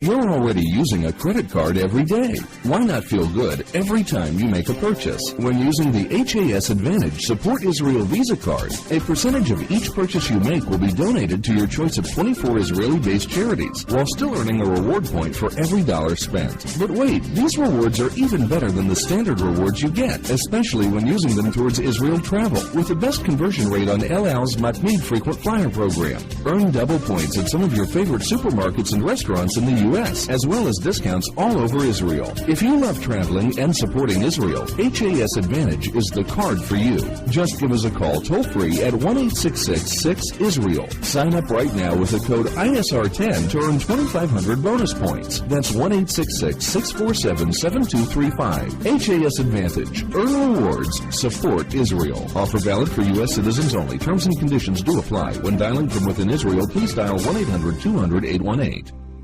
Israel Sports Dynamics specializes in football consulting, equipment, uniforms, and more. Great brands such as Nike, Russell Athletics, Shutt Sports Products, and many more. Just one call away. With over 30 years coaching experience with university and professional athletes, Terry Hill, owner of ISD, can advise you for all your sports needs. Call 054-581-3248. That's 054-581-3248, or visit our website at www.isdisrael.com. If that's not easy enough, click on the ISD banner on the Israel Sports Radio website and be part of the game. Are you tired of paying for expensive gym memberships that you don't use? Are you frustrated by not seeing results? It's time for the X1. Israel Gym Systems is proud to launch the X1 suspension and bodyweight training system. Lose weight, build muscle, improve balance, coordination, and flexibility. With your purchase of the X1, you'll receive a free membership to IsraelGym.com and access to our archives of videos and exercise plans. Sign up today at www.israelgym.com and get ready for the new you. Israel Gym X1. Higia Hazman. DJ Venom. DJ Venom. DJ Venom. DJing parties throughout Israel. Birthday parties, weddings, club events, bar mitzvahs, bat mitzvahs, and much more. You pick the type of music, and DJ Venom will turn your event into the party of the year. Available Sunday through Thursday. Call 052-952-6506 or email djvenom1984@yahoo.com. That's 052-952-6506 or email djvenom1984@yahoo.com. Book your party today. That's DJ Venom. Broadcasting live from Israel. IsraelSportsRadio.com. Back here on Louis Live, we're going live right now to the strength and conditioning coach of the Miami Heat, Bill Forum. Bill, welcome to Israel Sports Radio. Thank you. Glad to be on. This will be a lot of fun because it's not every day you speak to someone who works with some of the best athletes in the world. So what is it like that if you're working with a top player and you say, I need you to do it like this, you have to work this part of your body, work this. Most of the time, are they pretty cooperative and listen to what you have to say? Yes, these guys are, some of the world best athletes that want to be the best, and to be the best, they need to have a work ethic and train hard, and they're pretty good with that. And if I ever did get resistance from somebody, I just said, hey, this is for you. This is to make you better, and, put it on them. But most of them, want to be the best they can be, so they're willing to work. And I'm curious, as far as your schedule, do you then go at the practice of the Miami Heat and then work with them there? Or also, maybe in addition, you're working with players one-on-one, maybe in the weight room, maybe in the locker room after the game to strengthen them and help them become better ball players? Yeah, it's a crazy schedule because we got to lift them here, practice days. Some guys have to go game day, especially this season with so many games so quickly that we have to do that. And then on the road, we got to find places. But the real key is, the off season is the time they get develop their strength, and then they need to maintain it throughout the season. If they quit lifting in the season, they slowly lose their strength. And the time you want to be strongest is at the end of the season for the playoffs. And if they're not staying with it, then they're going to be at their weakest, and when you're weak, your chance of injuries go way up. But a typical day on a practice day, we practice at 10 o'clock in the morning normally, and so I'll have a group at 9 o'clock come in, half the guys between 8:30 and 10, they'll come in. I don't have an exact assigned time, but there's guys that like to lift before practice, guys that like to train after practice. And we'll come in, and basically what we're trying to do is do a total body balance strength program. The real key is their legs and their hips and their core. Those are the muscles involved in running fast, moving quick, and jumping high. But we still want strong, balanced upper body, but not to sacrifice from the important areas. Hi, Bill. This is Raphael. I just want to thank you again for coming on. Well, thank you, Raphael.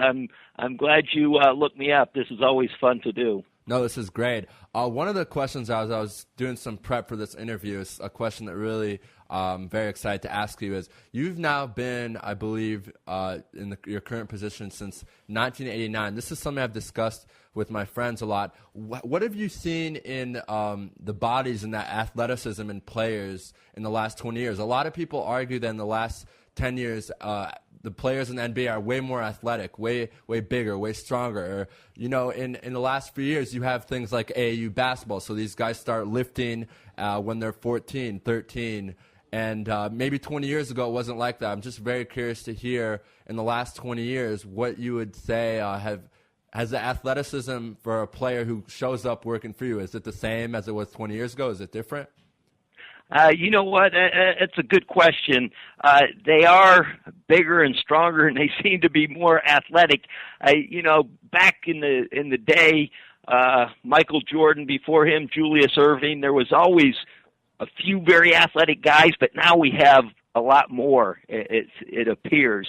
And if you look back at pictures from the 70s, these guys were all real thin. Weight training in basketball wasn't in yet. And I started in '89. I was the strength and conditioning coach at University of Miami, and when the Heat came to town, that's where they practiced.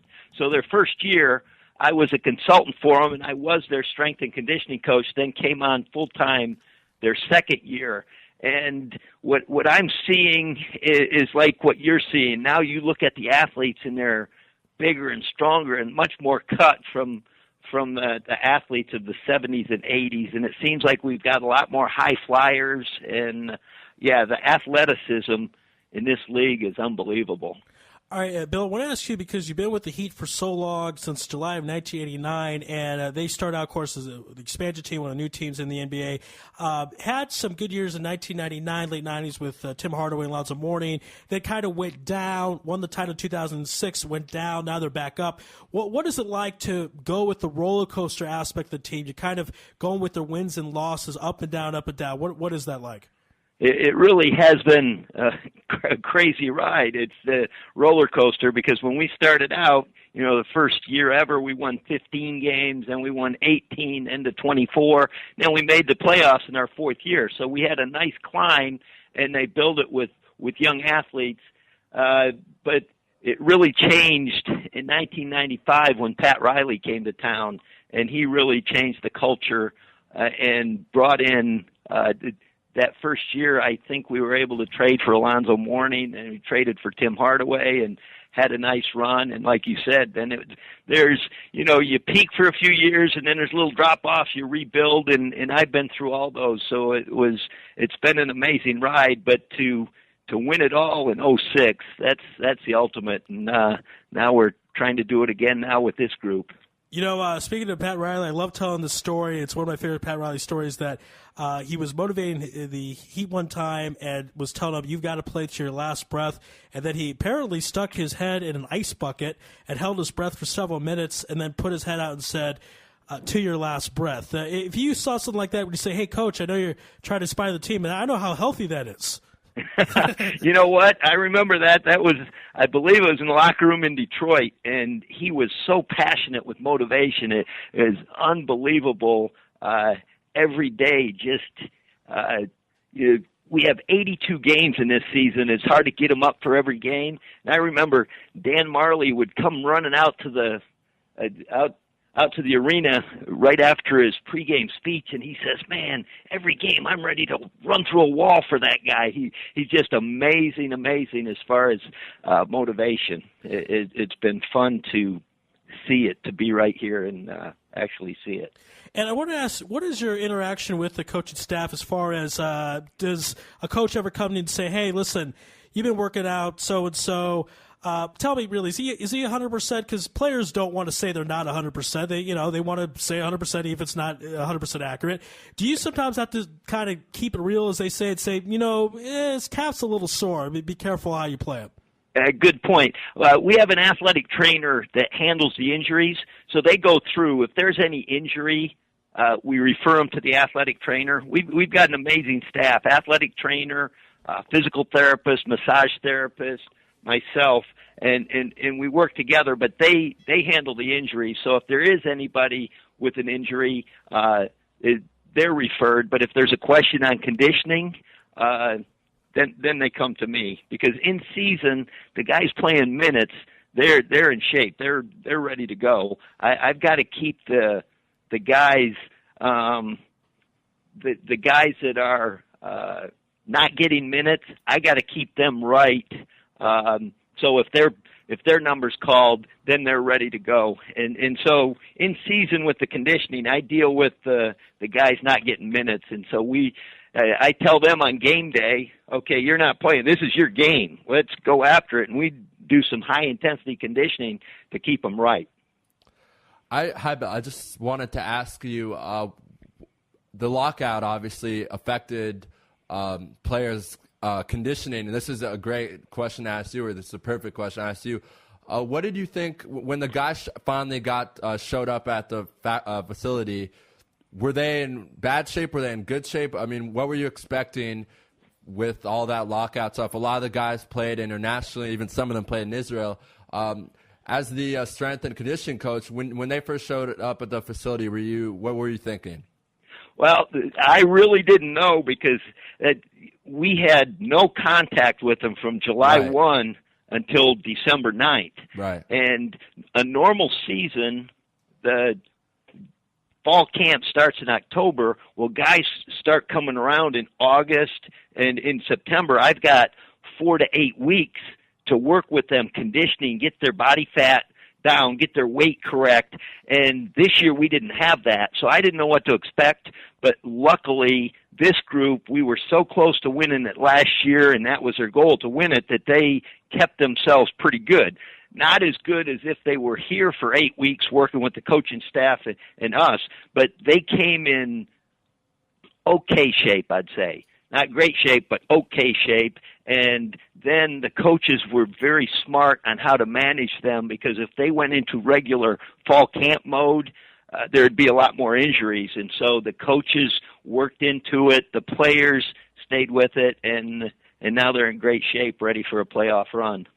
Right, and we're going to be rooting for the Miami Heat. A thing I wanted to ask you is, you started off or actually before we even get to that, how does someone decide they want to be a strength and conditioning coach? What does someone have to do to go about that, and when did you decide that this is a career path you wanted to take? Interesting. I started out, I was a high school coach, and I coached football and basketball, but it was coaching football where we were the smallest team in the league, or the smallest school in the league, and they hadn't had a winning season in years. And I said, okay, if we're going to be better, I've got to make these athletes better. And this was back in the late 70s, and we started a strength and conditioning program that was kind of unheard of then at the high school level, and we started winning. And I learned right there, I like developing athletes more than the X's and O's.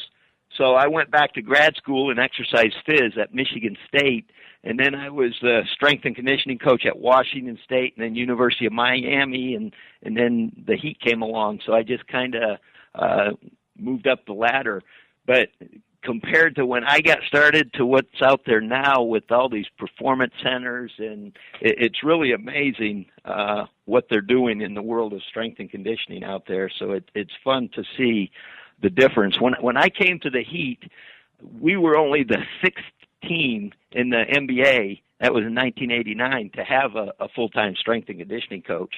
And now every team has one, and a lot of them have assistants. Right, and also in college now it's a huge deal. A lot of guys decide, or when they're getting recruited, they say, look, we have a very big weight room, or we have a really nice weight room, and that impacts the recruit's decision on whether... It really does. That's a big push now. I'm seeing all these huge weight rooms at the colleges, because they're used, one, to make their athletes better, but it's definitely a recruiting tool, that's for sure. And when you were at Washington State and the U, were you football and basketball? Or I was the head guy in charge of all sports. Oh, wow. So okay. It was crazy, because you're dealing with hundreds of athletes, and back then I only had one assistant. It was It was a little crazy, but yeah, football was number one, basketball number two, and then all the other sports on down. So All right, I want to take you back to 2006, that great Heat title-winning team, Shaquille O'Neal, Dwayne Wade, Antoine Walker, and, of course, Pat Riley coaching. And the entire organization got to go to the White House and visit President Bush. Were you able to go on the trip as well? Yes, that was amazing. Yeah, tell us what that was like to visit the White House and then see the president, take a picture with them, and all that good stuff. Yeah, that's one of the great things of winning a championship is they have this tradition of going to the White House, and so, we were playing Washington. We had just come from New York and had a day off in Washington before we played the Wizards, and we got to go over there and just to go in and be in that building and then have the presentation.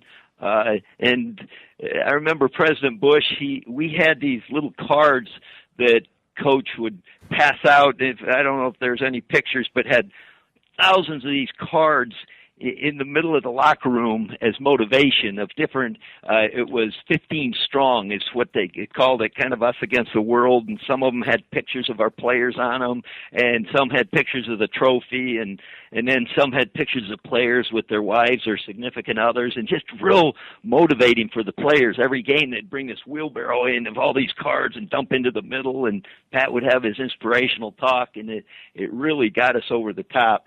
But when President Bush was talking, he pulled out of his pocket one of those cards, so it was kind of fun to see. But yeah, that was some great memories right there. Right, and hopefully maybe this year you'll get to. When was that actually? What time of the year was that? Oh, let's see. We had played. That was in the middle of the next season. Oh, okay. So it could potentially be under a new presidency. So that would be interesting. Don't worry, we won't get into politics with you. We won't get into politics. Don't worry, Bill. It's always fun. It's always fun going to the White House, though, I'm sure, no matter who's president, right? Yes, it's a real treat, that's for sure. Okay, I wanted to ask you what the transition was like from. Let's even start with just from Washington State, which, yeah, they're a big school, the Pac-12, or maybe I don't even know what they were called in 1981 or what conference they were in. That's so long ago. But what was it like going from, I guess, I'm pretty sure that's not a big city there, Washington State. What was it like going to Miami? And you've been now in Miami since 1985. And Miami's one of those, cities where it's one of those cool cities on the East Coast, and everyone wants to be there, and there's so much tourism there and the beach. What was it like going from Washington State all the way over to Miami? It was culture shock, I guess is what you'd say. Okay. Washington State is in Pullman, Washington, and Right. it's just this little town with then it was a Big Ten school. It had this beautiful campus and a Pac-10 school, but it was in the middle of nowhere, just wheat fields all around. The closest airport we'd fly out of Spokane was like 80 miles away. Wow. So it was real rural, but we had brought in some great athletes, and it was fun there, but it was all business because there's nothing else to do. And then you move to Miami, and so it was from one extreme to the other, and so it's been an amazing ride. Are you still there with us, Bill? I am. Okay, good. Okay, so then you get to University of Miami. So just real quick, we have to wrap up the interview in a couple minutes.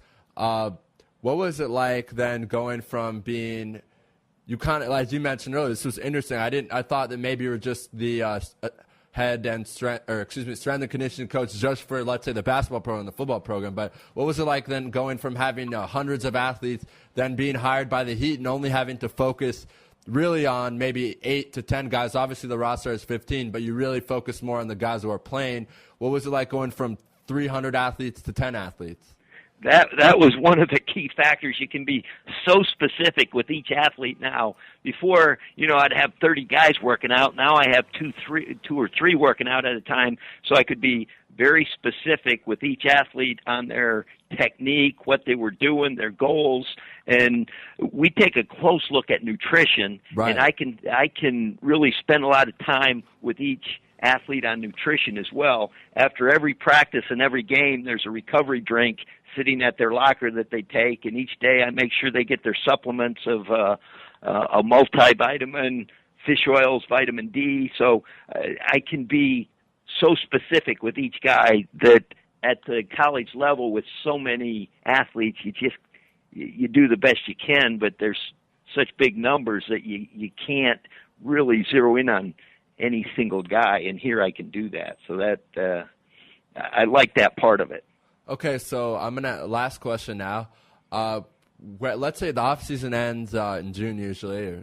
Will a player come up to you and say, Coach, can you set me up with some sort of program for the summer until I come back in October? How does that necessarily work?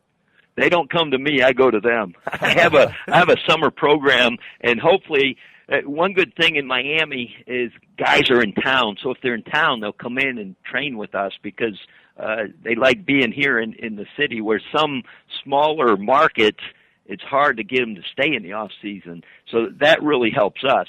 But it's kind of a crazy schedule. As soon as the season's over, we start preparing for the draft, bringing guys in for the draft. Mm-hmm. The draft is the end of June. As soon as that's over, you have summer league for the guys you drafted and your young guys, and that goes for 2 or 3 weeks. And then as soon as that's over, it's the end of July. Guys are coming back and preparing for the next season. So it's really a year-round thing, but a good thing. So I just wanted to mention we got to visit Israel. In 1999, we played Maccabi over in Tel Aviv. That's right. And that was such a highlight of my career to visit your country. It was just wonderful. We had a great time. I still remember a picture in the newspaper of Alonzo Mourning putting on tefillin. It's called At the Wailing Wall here in Jerusalem. So I was thinking, I didn't remember Alonzo being Jewish, but I guess he wanted to participate and do that, so that was cool. Of course, then I mentioned Alonzo did this, and then his Heat went on to beat Maccabi Tel Aviv by, it was 40 points. I mean, it wasn't. Oh, is that what it was? It wasn't a close game, Blowout. we were happy to have your Heat here in the Holy Land. It was really a lot of fun. It's one of my big highlights of being able to go over there. It was just wonderful. Well, Sorry, go hey, ahead. one last thing. I just want to mention if the young athletes out listening, if they went to Foran Strength, Foran, ForanStrength.com, I've got articles that I've written. My son and I are doing this. He's an up-and-coming strength and conditioning coach, getting his master's degree at University of Florida, and he's put this together. And the first program he put together is a question I get most from young athletes: how to jump higher. Everybody asks, how can I jump higher? And that's the first program. But if they check it out, they might see some things that'd be interesting for them. Oh, great. So our audience out there listening, you're interested in going down that road, definitely check out that website. And, Bill, we know you're very busy. We certainly appreciate the time today. And hopefully the Miami Heat win another title, and you can go back to the White House again, whoever's president. It'll be a great time. That would be wonderful. That's what we're hoping for. Thank you very much. Sure. I enjoyed it. Be well. All right, that was Bill Foran, the strength and conditioning coach of the Miami Heat, and many people have the Heat projected to win the title. I had them picked actually at the beginning of the year. I'm still staying with that pick, even though they're the 2 seed. LeBron is just played out of his mind right now, and I think they'll figure out the whole clutch thing and have Dwayne Wade take it over.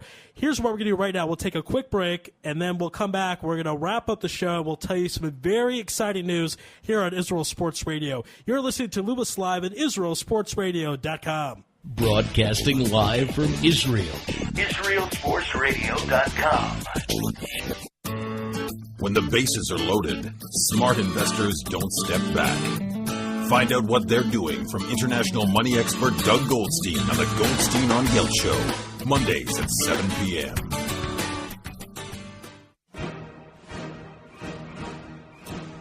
We're standing outside El Gaucho restaurant here in downtown Jerusalem, and we see another happy, satisfied customer. Ma'am, what is your name? Kashet.